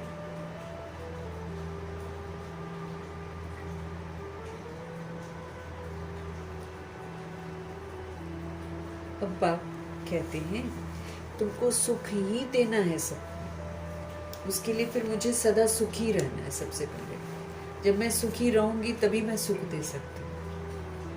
अब इस सुखी रहने में है कि कर्म भोग भी मेरे पास आएगा, हिसाब किताब भी मेरे पास आएंगे, परीक्षाएं भी मेरी होंगी, परिस्थितियां भी जरूर आएंगी, लेकिन मुझे हर समय सुखी रहना, तब मैं आत्मा दूसरों को सुख दे सकती हूँ। सुखी रहकर सुख दे सकते हैं, शांत रहकर शांति का सहयोग दे सकते हैं, प्रेम स्वरूप रहकर प्रेम का सहयोग दे सकते हैं, शक्ति स्वरूप रहकर शक्तियों का सहयोग दे सकते हैं। समझ को यूज करके ही हम समझ का सहयोग दे सकते हैं। ऐसी कोई चीज नहीं है कि मैंने उठाकर किसी को दे दी, पहले मुझे उसका स्वरूप बनना है, तभी मैं आत्मा दूसरों को दे सकती हूँ। तो हमको जो सदा सुखी रहता है वही सबको सुख दे सकता है।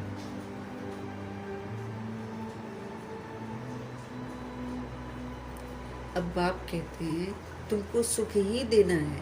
बाबा तुमको आधा कल्प के लिए ऐसा सुख देते हैं जो वहां दुख का नाम नहीं रहता, दुख है ही नहीं वहां पर, नाम ही नहीं है दुख का। दुख होता क्या उनको नहीं मालूम। जो वहाँ दुख का नाम नहीं रहता, तुम जानते हो। बाप से 21 जन्मों का वर्षा पाने के लिए हम यहाँ पर आए हैं। वर्तमान में भी वर्षा हमको मिलता है, सुख का, शांति का, प्रेम का, आनंद का, मुक्ति का, जीवन मुक्ति का अनुभव सारा तो हम अभी करते हैं एक जन्म। बाद में 20 जन्म हमको स्थूल प्रारब्ध मिलते हैं। तुम जानते हो बाप से 21 जन्मों का वर्षा पाने के लिए हम सब यहाँ पर आए हैं।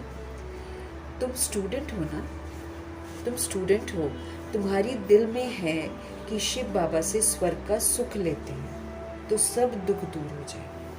तुम्हारी दिल में है कि शिव बाबा से स्वर्ग का सुख लेते हैं, शिव बाबा से हम स्वर्ग का सुख लेते हैं तो सब दुख दूर हो जाएंगे हमारे। बाबा हमको संजीवनी बूटी देते हैं। ज्ञान को संजीवनी बूटी कहते हैं। इसी से हम रूहों में ताकत आती है। फिर से हम बीमार हो जाते हैं ना, काम क्रोध लोभ मोह अहंकार की बीमारी हमको लग जाती है, देह अभिमान की बीमारी लग जाती है, हम मूर्छित हो जाते हैं, हम कब्र दाखिल हो जाते हैं, हम मुर्दा बच जाते हैं। बाबा हमको फिर से सुरजीत करते हैं। किसके साथ? ज्ञान रूपी संजीवनी बूटी के साथ।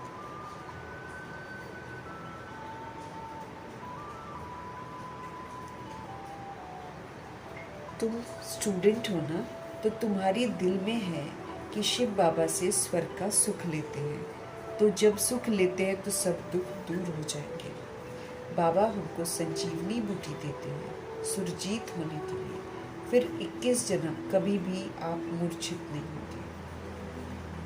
एक जन्म संगम युग में मूर्छित नहीं होंगे अगर हम ज्ञान रूपी संजीवनी बूटी को अच्छी तरह लेते हैं, और फिर 20 जन्म तो हम होंगे, है ना, कभी भी मूर्छित नहीं होंगे।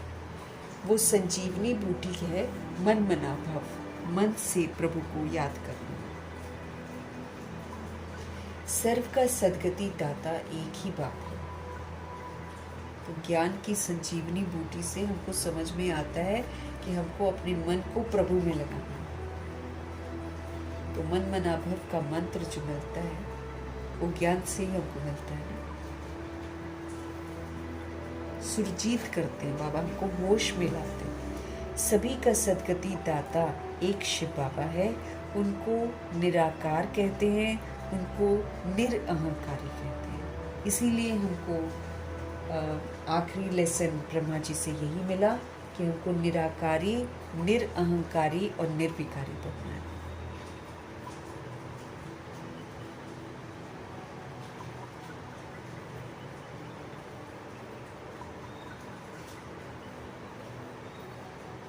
सर्व का सदगति दाता एक ही बाप है, उनको निराकार भी कहते हैं, उनको निरअहंकारी भी कहते हैं। जिस तन में वो आते हैं वो भी साधारण है। अब दादा लेखराज सूट बूट वाले थे, लेकिन जब वो ब्रह्मा बने तो वो बिल्कुल साधारण थे, सिंपल, कोई भपका नहीं, कोई दिखावा नहीं, कुछ नहीं। हर चीज़ में वो सिंपल बन गए थे, खाने पीने में, उठने बैठने में, सोने में, पहनने में, सब में रॉयल्टी आ जाती है, सिंप्लिसिटी और रॉयल्टी।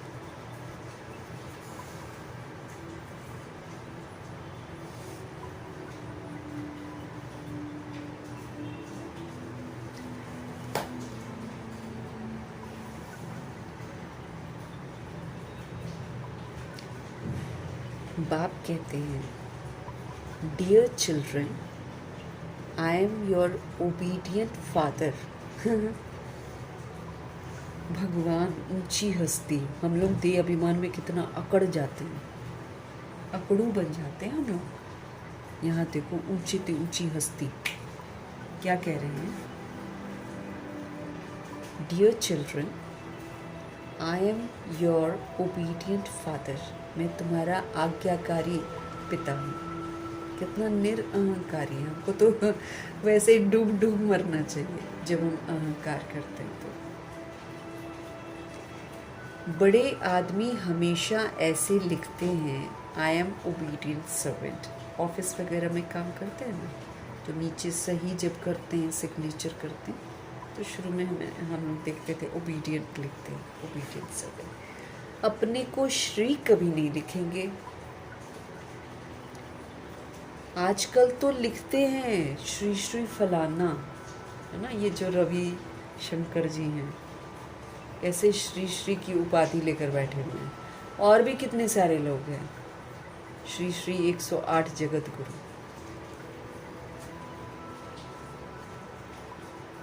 आजकल तो लिख देते हैं श्री श्री फलाना, आप ही अपने को श्री श्री लिखते रहते हैं।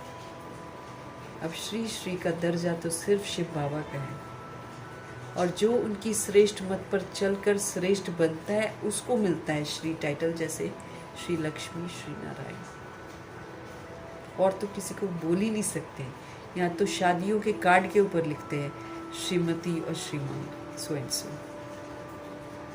कोई श्री का हकदार नहीं है इस पतित्व में। बाबा कहते हैं, आजकल तो लिखते हैं श्री श्री फलाना, आप पे ही अपने को श्री श्री लिखते रहते हैं। वो बाप जो शिव बाबा है हमारा, वो निराकारी है, वो निरअहंकारी है। अब तुम उनके सम्मुख बैठे हो।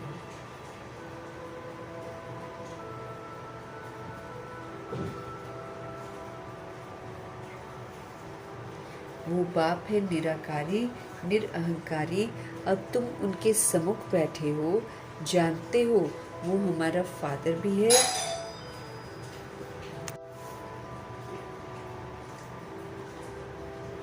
बाबा कह रहे हैं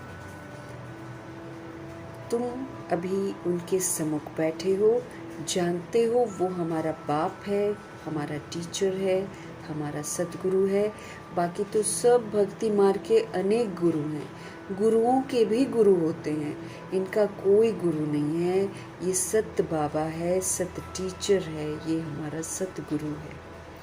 तुम जानते हो आत्मा ही संस्कार धारण कर रही है। अब मेरे को ये समझना है कि मैं जो भी कर रही हूँ ये मेरा संस्कार बनते जा रहा है। इसी से मेरा भाग्य बनेगा, इसी से मेरा भाग्य बिगड़ेगा। अगर पुराने संस्कार हैं तो मेरा भाग्य बिगड़ जाएगा, और अगर ईश्वरीय संस्कार हैं, नए संस्कार हैं, तो फिर मेरा भाग्य उज्जवल हो जाएगा।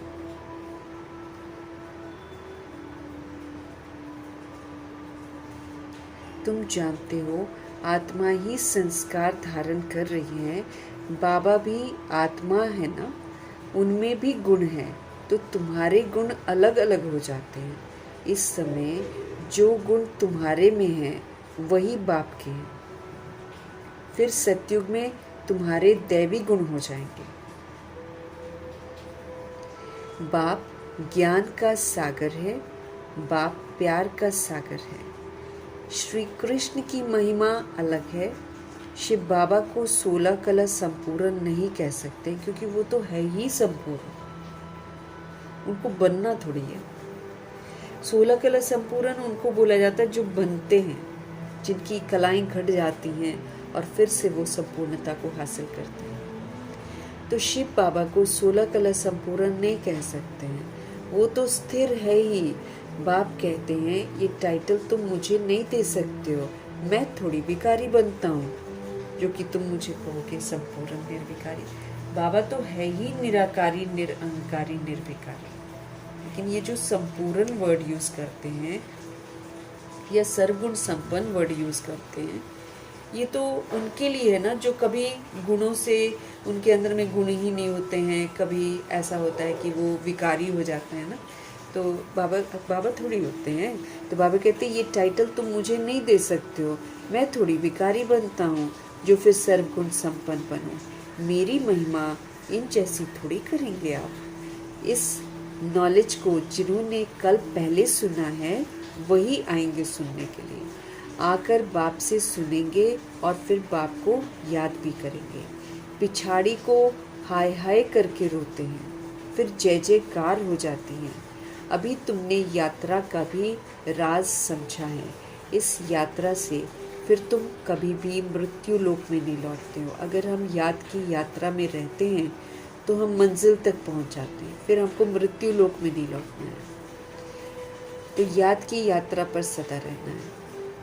उन यात्राओं में बाबा कहते हैं इस यात्रा से फिर तुम कभी भी मृत्यु लोक में नहीं लौटते हो। उन यात्राओं में जो दुनिया वाली यात्रा है उसमें तो फिर से घर में लौट कर आते हैं। कितने मनुष्य हैं जो स्नान करने के लिए जाते हैं ना इधर उधर, कितने मनुष्य स्नान करने जाते हैं। भक्ति का विस्तार देखो कितना है। जैसे झाड़ कितना बड़ा अथाह होता है ना, बीज तो बिल्कुल छोटा सा ही होता है। अब छोटा सा आम का बीज है लेकिन उसका पेड़ देखो बड़ा होता है। बाबा कहते हैं कि बीज तो देखो छोटा सा होता है लेकिन उसका जो वृक्ष है वो कितना बड़ा होता है।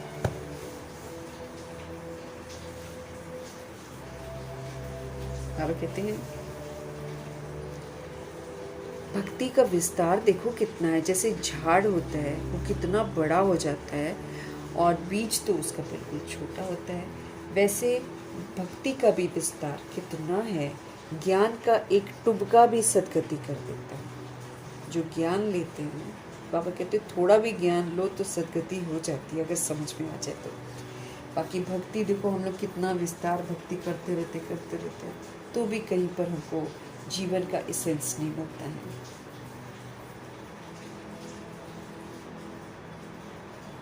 भक्ति में तो उतरते उतरते आधा कल्प लग जाता है। यहाँ तुमको सीढ़ी चढ़ने में 1 सेकंड लगता है। लिफ्ट कितनी अच्छी है, नीचे से एकदम ऊपर, अपने घर ले जाती है, इसको कहा जाता है चढ़ती कला, सर्व का भला। सर्व का सदगति दाता एक बाप ही है। अब ज्ञान भक्ति का फर्क देखा। ज्ञान, भक्ति और फिर वैराग। जब भक्ति करते करते कुछ नहीं मिलता है तो वैराग आता है।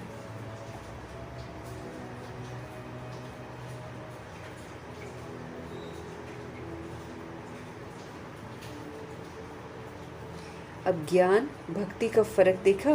पहले ज्ञान वाला प्रारब्ध, फिर भक्ति शुरू करते हैं द्वापर से, और उसके बाद कलयुग के अंत तक भक्ति करते करते फिर हमको वैराग आ जाता है।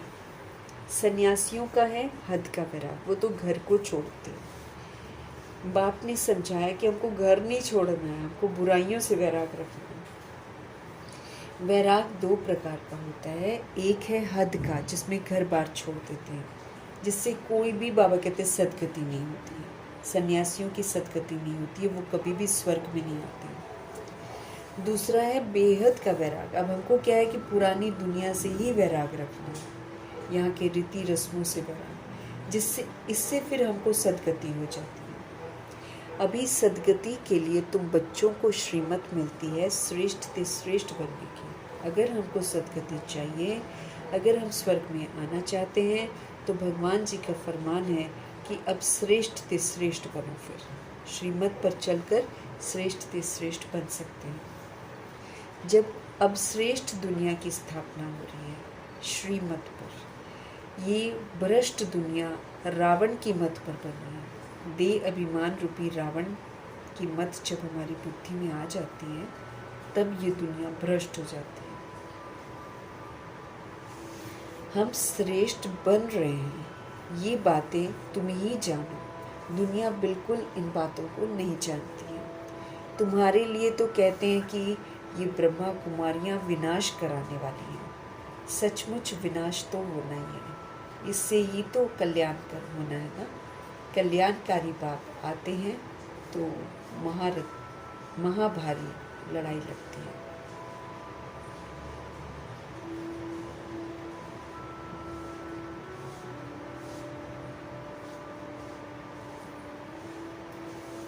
अब कह रहे हैं हम श्रेष्ठ बन रहे हैं। दुनिया तो रावण की मत पर बनी है, ये भ्रष्ट वाली दुनिया। अभी बाबा की श्रीमत पर चलकर हम श्रेष्ठ बन रहे हैं, ये बातें तुम ही जानो। दुनिया बिल्कुल नहीं जानती है कि रावण क्या है, भ्रष्टाचार क्या है। वो तो कुछ भी पैसा ले रहे हैं, दे रहे हैं, उसको बोलते भ्रष्टाचारी। लेकिन यहाँ तो भ्रष्टाचारी बाबा काम विकार को, देह अभिमान को कहते हैं। दुनिया बिल्कुल नहीं जानती। तुम्हारे लिए तो कहते हैं कि ये जो ब्रह्मा कुमारियाँ हैं, ये विनाश कराने वाली हैं। सचमुच विनाश तो होना ही है, इससे ही तो कल्याण होगा ना। सभी आत्माएं पापों से, दुखों से छूट जाएंगी। कल्याणकारी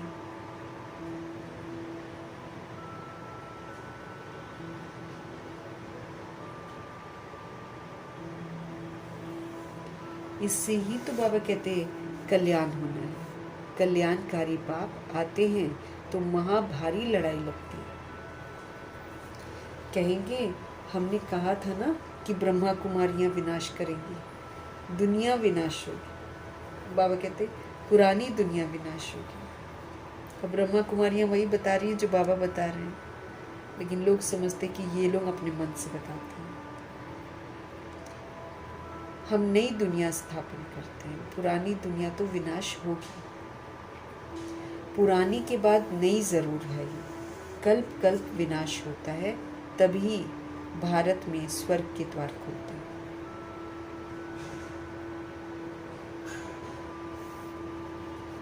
बाबा कहते हैं कल्प कल्प ये विनाश होता है, तभी भारत में स्वर्ग के द्वार खुलते हैं। इस विनाश के बाद दुखधाम खत्म और फिर स्वर्ग के द्वार खुलेंगे।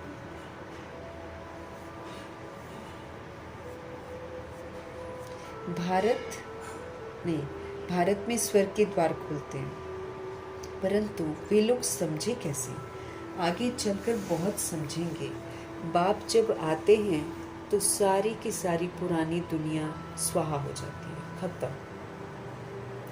तुम्हारा ये यज्ञ, ये तो वंडरफुल है, जिसमें आहुति पड़नी है पुरानी दुनिया की, सारी पुरानी दुनिया इसमें भस्म हो जाएगी।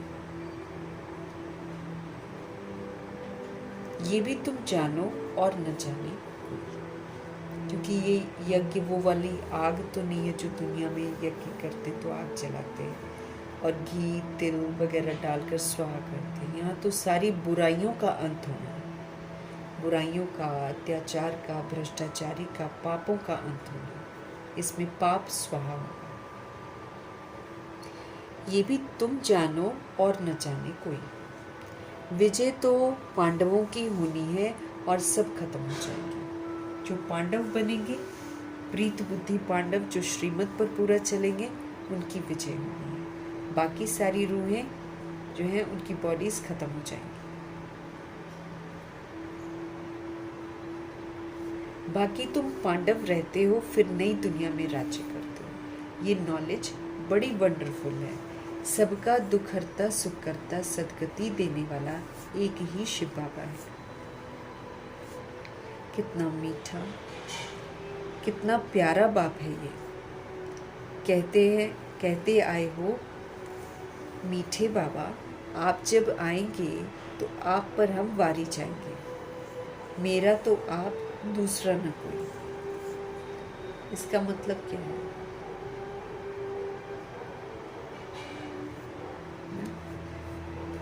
मेरा तो आप, दूसरा न कोई, इसका मतलब ये नहीं है कि घर बार छोड़कर मधुबन में बैठ जाओ। तो बाबा कहते हैं, आप लोग कहते आए हो मीठे बाबा, आप जब आएंगे तो आप पर हम वारी जाएंगे। मेरा तो आप, दूसरा न कोई। इसका मतलब ये नहीं है कि घर बार छोड़ दो और यहाँ पर आकर बैठ जाओ।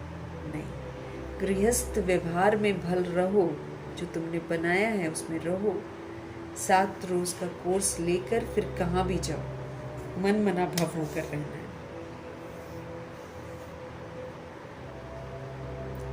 बाप को याद करना है और बाप से वर्षा पाना है। बस याद की यात्रा में हमको रहना है। इससे ही हमारा बेड़ा पार होगा। ये भी तुम जानते हो कि हमको पवित्र रहना है। छीछी खाना आदि नहीं खाना। छीछी खाना नॉनवेज हो गया, बासी हो गया, बासी आपको स्टेल करता है। कई लोग बोलते हैं कि ये बीमारी ठीक हो जाएगी, वो बीमारी ठीक हो जाएगी, आप रात को रोटियां बनाकर रखो, अगले दिन खाओ। हम मनुष्य की मत नहीं सुन सकते हैं। बाबा कहते हैं तुरंत ताज़ा बनाओ और ताज़ा खाओ।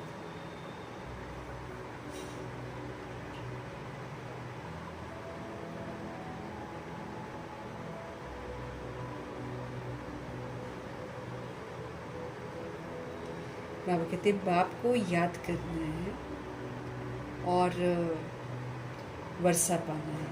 बस याद की यात्रा में हमको रहना है। इससे हमारा बेड़ा पार हो जाएगा। ये भी तुम जानते हो कि हमको पवित्र रहना है।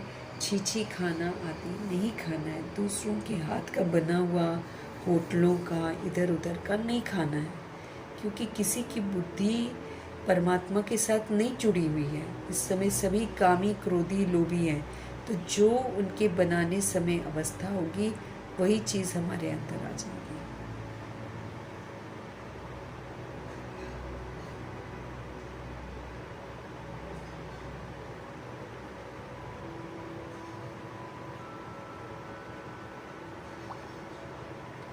अब कहते हैं छीछी खाना आदि नहीं खाना है। मुरली तो हमको मिलती ही है। कोई समय मुरली नहीं भी मिलेगी। आफतें जब आएंगी, हंगामा आदि हो जाएगा तो मुरली मिल नहीं सकेगी। इसलिए भाई बड़े प्रेम से पढ़ लेनी है। अभी अभी तरसेंगे हम फिर बाद में। अगर हम मुरली को अहमियत नहीं देते होंगे ना, बड़ा तरसेंगे। मिलती थोड़ी रहेगी ये हमको।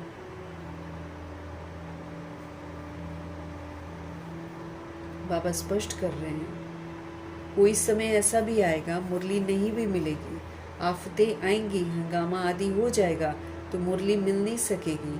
तुम इन आँखों से जो कुछ भी देखते हो वो नहीं रहेगा, सब भस्म हो जाएगा।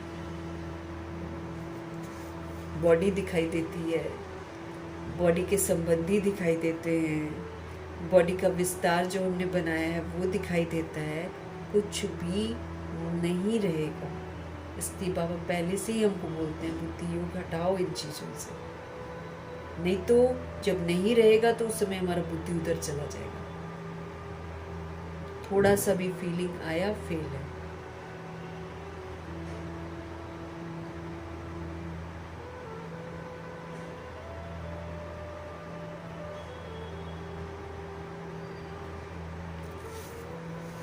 तुम इन आंखों से जो कुछ देखते हो वो नहीं रहेगा, सब भस्म हो जाएगा। प्रलय तो होती नहीं है, दुनिया तो एक ही है। बाबा कहते हैं दुनिया तो एक ही है, नई से पुरानी होती है। बाबा कहते हैं कभी नई होती है, कभी पुरानी हो जाती है। न्यू वर्ल्ड ओल्ड वर्ल्ड कहा जाता है। अब तो कहेंगे ये ओल्ड वर्ल्ड है, बाकी थोड़ा समय है। ये ओल्ड है, इसमें कहीं भी हमको आकर्षित नहीं होना, कुछ नहीं है। ये दुख लेकर ही आता है। देखो कई लोग कितनी सुंदर सुंदर जगह पर जाते हैं और वहाँ पर आपदाएं आ जाती हैं, मर जाते हैं, क्योंकि प्रकृति इस समय गुस्से में है। हम जो उल्टा कर्म कर रहे हैं उसकी सजा दे रही है।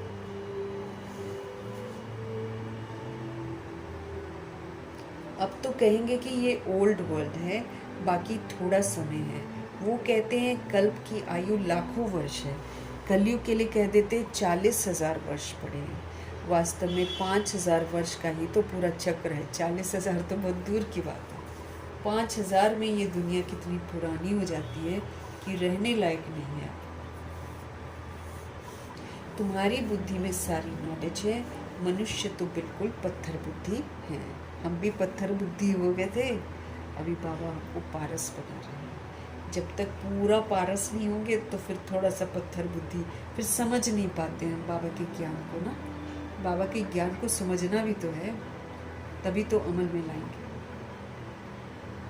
तो बाबा इस समय हमको पारस बुद्धि बना रहे हैं। एक्टर्स होकर ड्रामा के क्रिएटर डायरेक्टर को न जाने तो फिर उनको एक्टर थोड़ी कहेंगे। जो एक्टर है उसको डायरेक्टर भी तो पता होना चाहिए ना, कौन है क्रिएटर, कौन है, पता होना चाहिए। वर्ल्ड की हिस्ट्री ज्योग्राफी कैसे रिपीट होती है ये तो जानना चाहिए ना। तो जो अच्छी रीति जानते हैं, जो बुद्धि में धारण कर औरों को धारण कराते हैं, वो ऊंच मर्तबा पाते हैं। अब हम खुद करें ना और हम दूसरे को बोलते जाएं तो सजा मिलेगी, लेकिन जब हम इसको जीवन में अपने धारण कर लेंगे, फिर हम दूसरी सोल को बताएंगे, तब ऊंच मर्तबा मिलेगा। जैसे मम्मा पापा, हर चीज को उन्होंने धारण करके फिर दूसरे को बोला है। तो जो अच्छी रीति जानते हैं, जो बुद्धि में बाबा के ज्ञान को धारण करते हैं, वही फिर औरों को भी धारण कराते हैं। वो ऊंच मर्तबा पाते हैं। हमारे बाबा कहते हैं जो नॉलेज मेरे में थी वो अब तुमको दे रहा हूँ। जो नॉलेज मेरे में थी वो मैं अब तुमको दे रहा हूँ। ड्रामा प्लान अनुसार मैं रिपीट करता हूँ।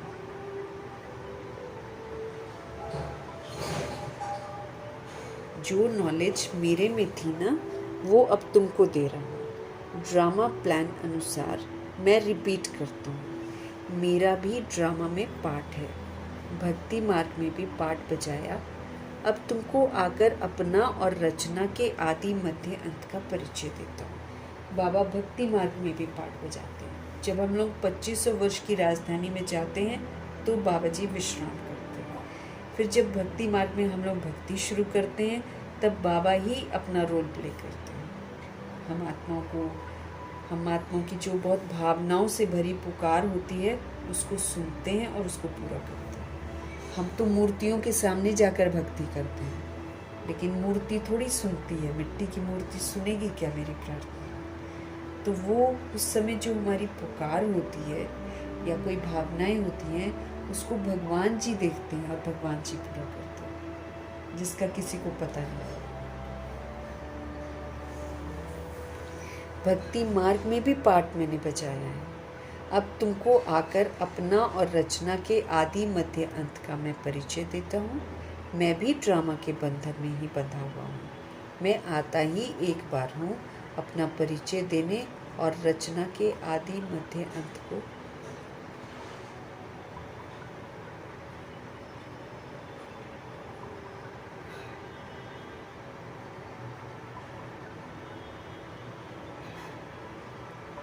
बाबा कहते हैं, अब तुमको आकर अपना और रचना के आदि मध्य अंत का मैं परिचय देता हूँ। मैं भी ड्रामा के बंधन में ही हूँ। मैं आता ही एक बार हूँ।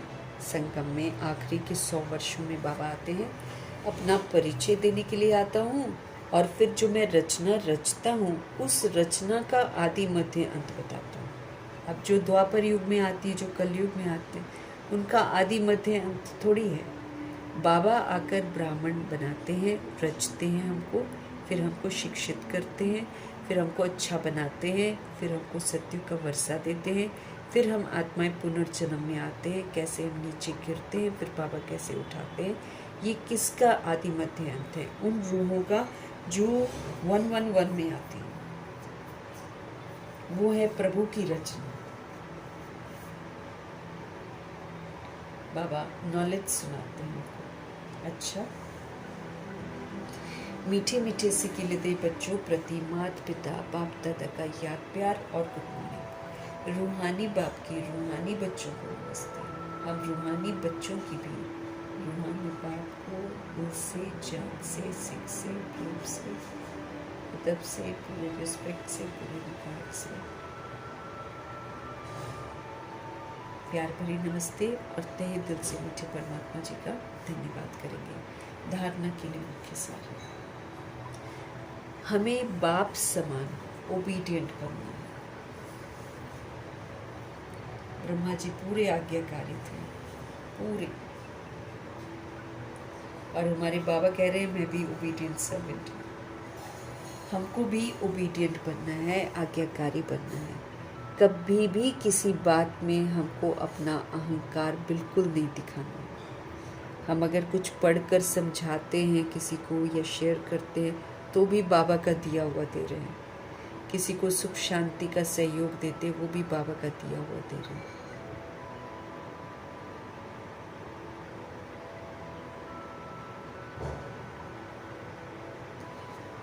तो कभी भी किसी बात में हमको अपना अहंकार नहीं दिखाना है। हमको निराकारी और निरअहंकारी होकर रहना है कि मैं निराकारी आत्मा हूँ। तो फिर एक निराकार आत्मा, निराकार परमात्मा का बच्चा, निराकार धाम का रहने वाला देह भान में तो आ नहीं सकता। निराकार मतलब क्या है? बॉडी कॉन्शियसनेस नहीं चाहिए। तो बाबा कहते हैं निराकारी और निरअहंकारी होकर रहना। जब हम ऐसे रहेंगे तो निर्विकारी भी रहेंगे, विकार थोड़ी यूज करेंगे फिर।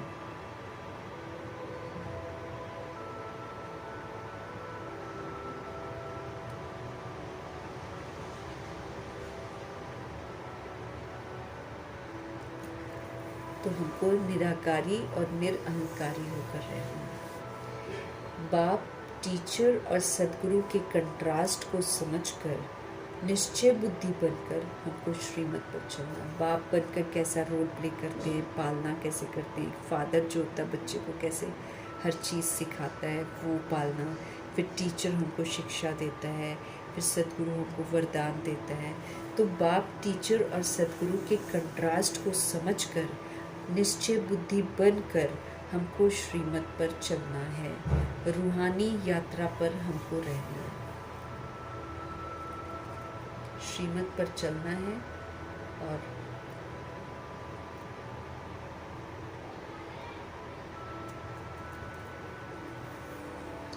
तो बाप, टीचर और सदगुरु के कंट्रास्ट को समझ निश्चय बुद्धि बन हमको श्रीमत पर चलना है। रूहानी यात्रा पर हमको सदा रहना। रूह यात्रा पर है ना, तो इस रूहानी यात्रा पर हमको सदा सदगुरु जी का वरदान।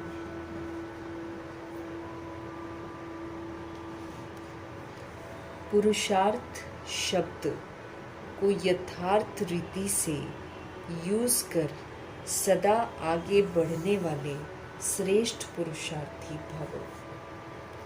पुरुषार्थी शब्द जो है, बाबा कहते हैं पुरुषार्थी शब्द भी, पुरुषार्थ शब्द को यथार्थ रीति, एक्यूरेट रीति से यूज करके हमको सदा आगे बढ़ना है और हमको श्रेष्ठ, फिर हम श्रेष्ठ पुरुषार्थी कहलाएंगे, है ना।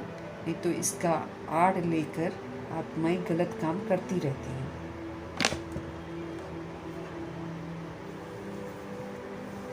कई बार बाबा कहते हैं, कई बार पुरुषार्थी शब्द जो होता है ना, ये भी हार खाने में और असफलता प्राप्त होने में अच्छी ढाल बन जाता है। हम गलती करते रहते हैं और फिर हम बोलते रहते हैं क्या करें, अभी हम पुरुषार्थी हैं, अभी हम पुरुषार्थी हैं। इसलिए बाबा हमको समझा रहे हैं कि कई बार पुरुषार्थी शब्द जो होता है ना, ये हार खाने में व असफलता प्राप्त होने में अच्छी ढाल बन जाता है। हम इसको एज अ प्रोटेक्शन यूज करते हैं।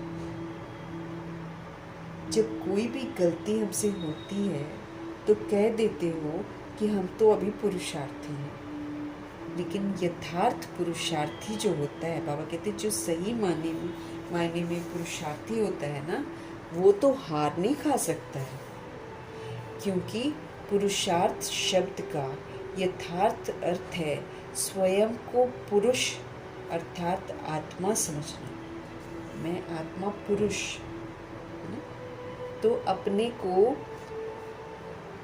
स्वयं को पुरुष अर्थात आत्मा समझकर चलना। ऐसे आत्मिक स्थिति में रहने वाले पुरुषार्थी वो हमेशा मंजिल को सामने रखते हुए चलते हैं। वे कभी भी रुकते नहीं हैं और हिम्मत उल्लास कभी छोड़ते नहीं। इसीलिए पुरुषार्थ शब्द को बाबा कह रहे हैं यथार्थ रीति से यूज़ करो। इसका मतलब ये नहीं है कि हम गलतियां करते जाएं और हम बाबा को भी बोलें और दूसरों को भी बोलें कि हम तो पुरुषार्थ हैं। तो पुरुषार्थ शब्द को यथार्थ रीति से जैसे बाबा समझाते हैं वैसे हमको यूज़ करना है और सदा आगे बढ़ने वाले श्रेष्ठ पुरुषार्थियों को बनना है। कई बार पुरुषार्थी शब्द जो होता है, बाबा कहते हैं वो भी हार खाने में व असफलता प्राप्त होने में अच्छी ढाल बन जाता है। जब कोई भी गलती होती है तो कह देते हो कि हम तो अभी पुरुषार्थी हैं, लेकिन प्रभु जी बोल रहे हैं यथार्थ पुरुषार्थी जो होता है वो तो कभी भी हार नहीं खा सकते हैं, क्योंकि पुरुषार्थ शब्द का यथार्थ अर्थ है स्वयं को पुरुष अर्थात आत्मा समझकर चलना। ऐसे आत्मिक स्थिति में रहने वाले पुरुषार्थी तो सदैव क्या करते हैं, अपनी मंजिल को सामने रखते हुए चलते हैं। वे कभी रुकते ही नहीं हैं, हिम्मत उल्लास कभी छोड़ते ही नहीं है। वो कभी रुकते नहीं हैं, कभी हिम्मत उल्लास छोड़ते नहीं। ऐसे बाबा कहते हैं कि हम आत्माएं भी यथार्थ रीति पुरुषार्थ शब्द को यूज़ करें, अलबेले न बन जाएं। इसको ढाल की तरह नहीं यूज़ करना है, क्योंकि यहाँ पर गलतियाँ अलाउड नहीं हैं और पुरुषार्थ के नाम पर गलती करते रहना ये फिर गलत बात है। इसलिए बाबा स्पष्ट कर रहे हैं कि कहीं हम उसको ढाल तो नहीं बना रहे हैं। स्लोगन है बाबा का, मास्टर सर्वशक्तिवान की स्मृति में रहो। ये स्मृति ही मालिकपन की स्मृति दिलाती है। मैं आत्मा मास्टर सर्वशक्तिवान हूँ, मतलब मेरे पास बाबा की दी हुई सारी पावर्स है। मैं विस्तार को सार कर सकता हूँ, मैं समेट सकता हूँ, मैं सहन कर सकता हूँ, मैं समा सकता हूँ, मैं परख सकता हूँ, मैं निर्णय कर सकता हूँ, मैं बुराइयों का सामना कर सकता हूँ, मैं सभी आत्माओं को कुछ भी हो जाए मैं सहयोग दे सकता हूँ, सब कुछ कर सकता हूँ मैं। मेरे पास सारी पावर्स हैं, मेरे पास संकल्प की पावर है, मेरे पास संकल्प की पावर है। मैं अच्छे संकल्प करके अपने लिए न्यू सृष्टि बना सकता हूँ। मैं लॉ मेकर बन सकता हूँ। मास्टर सर्वशक्तिवान हूँ। मेरे पास ताकत है फुल स्टॉप लगाने की। मैं शांत रह सकता हूँ। मैं स्थिर रह सकता हूँ। मैं अचल रह सकता हूँ। मैं अडोल रह सकता हूँ। अपने आप को बार बार पक्का करवाना है। मास्टर सर्वशक्तिवान की स्मृति में रहो। ये जो स्मृति है मास्टर सर्वशक्तिवान की, ये हमको मालिकपन की स्मृति दिलाती है कि मैं आत्मा मालिक हूँ।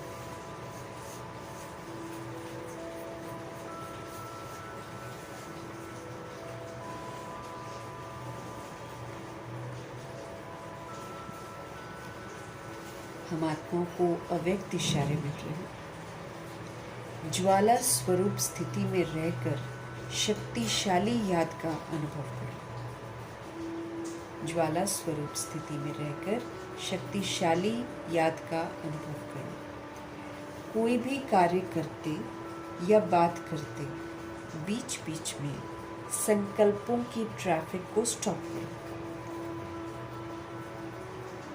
कोई भी कार्य करते व बात करते बीच बीच में बाबा चाहते हैं कि संकल्पों की ट्रैफिक को हम स्टॉप करें। संकल्प बहुत चलते हैं ना, तो चेक तो करना पड़ेगा। 1 मिनट के लिए भी मन के संकल्पों को, चाहे शरीर द्वारा चलते हुए कर्म को, बीच में रोक कर ये प्रैक्टिस करो। स्टॉप। कोई संकल्प नहीं। तब बिंदु प्रैक्टिस करो, तब बिंदु रूप की जो पावरफुल स्टेज है ना, उस पर हम स्थित हो सकेंगे, क्योंकि अंत में हमको 1 सेकंड में फुल स्टॉप लगाना। उसका अभ्यास तो अभी से करना पड़ेगा ना हमको। इसलिए बाबा ध्यान खिंचवा रहे हैं कि बीच बीच में हर घंटे बाद, खाना खाने के पहले, पानी पीने के पहले स्टॉप। कोई संकल्प नहीं। बाबा कहते बीच में रोक कर भी ये प्रैक्टिस करो, तब बिंदु रूप की जो पावरफुल स्टेज है ना, उस पर आप स्थित हो सकेंगे। जैसे अव्यक्त स्थिति में रहकर कार्य करना बड़ा सरल होता जा रहा है, वैसे ही ये बिंदु रूप की स्थिति भी सहज हो जाए। अव्यक्त स्थिति फरिश्ता स्थिति है ना, तो बाबा कहते जैसे फरिश्ता स्थिति, अव्यक्त स्थिति में रहकर कार्य करना इजी होता जा रहा है, सरल होता जा रहा है, वैसे ही ये जो बिंदु रूप की स्थिति है, ज्योति बिंदु रूप की स्थिति है, ये भी हमारी सहज हो जाए। तो यही योग की ज्वाला स्वरूप स्थिति है। तो जैसे हमारी अव्यक्त स्थिति है, उसमें कार्य करना बड़ा इजी हो गया है, ऐसे ही ये जो बिंदु रूप की स्थिति है ना, फुल स्टॉप की स्थिति है, ये भी इजी हो जाए। तो यही योग की ज्वाला स्वरूप स्थिति है।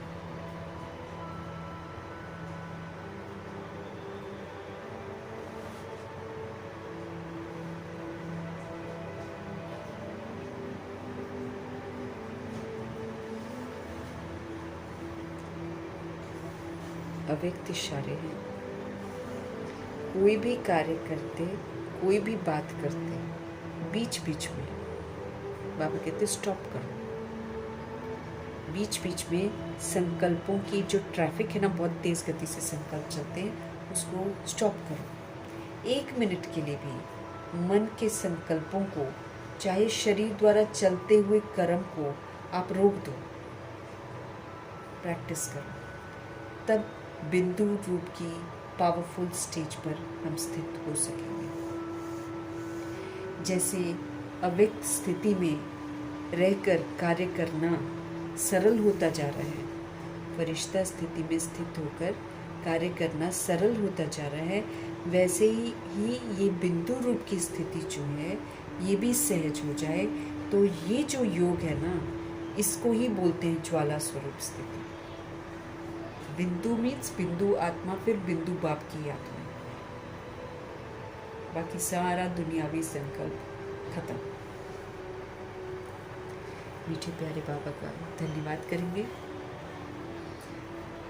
उनकी समझ के लिए धन्यवाद करेंगे। ब्रह्मा माँ का धन्यवाद, जगदम्बा माँ का धन्यवाद, गुलजार दादी जी का धन्यवाद, अष्टरत्नों का धन्यवाद, नवग्रहों का धन्यवाद, एडवांस पार्टी की सारी सोल्स का धन्यवाद, बची हुई जितनी भी रूहें हैं सबका धन्यवाद।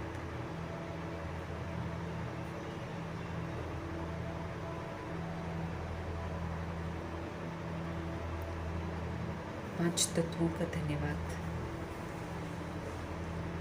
एडवांस पार्टी की सारी सोल्स का धन्यवाद, बची हुई जितनी भी 16,133 करोड़ आत्माएं हैं उनमें से जितनी बच गई सबको धन्यवाद। ड्रामा का धन्यवाद, प्रकृति का धन्यवाद, माया का धन्यवाद, यमदूत का धन्यवाद, धरती आकाश जल वायु अग्नि का धन्यवाद, करोड़ों की आबादी का धन्यवाद, साधनों का धन्यवाद, साधन बनाने वालों का धन्यवाद, साथ में रहने वाले सोल्स का धन्यवाद, सहयोगी आत्मा का धन्यवाद, अविनाशी खजानों का धन्यवाद, समय का धन्यवाद, शरीर रूपी इंस्ट्रूमेंट का धन्यवाद, आप सभी सोल्स का धन्यवाद, सृष्टि की मेहमान नवाजी का तहे दिल से धन्यवाद करेंगे। धन्यवाद करते हुए ओम शांति।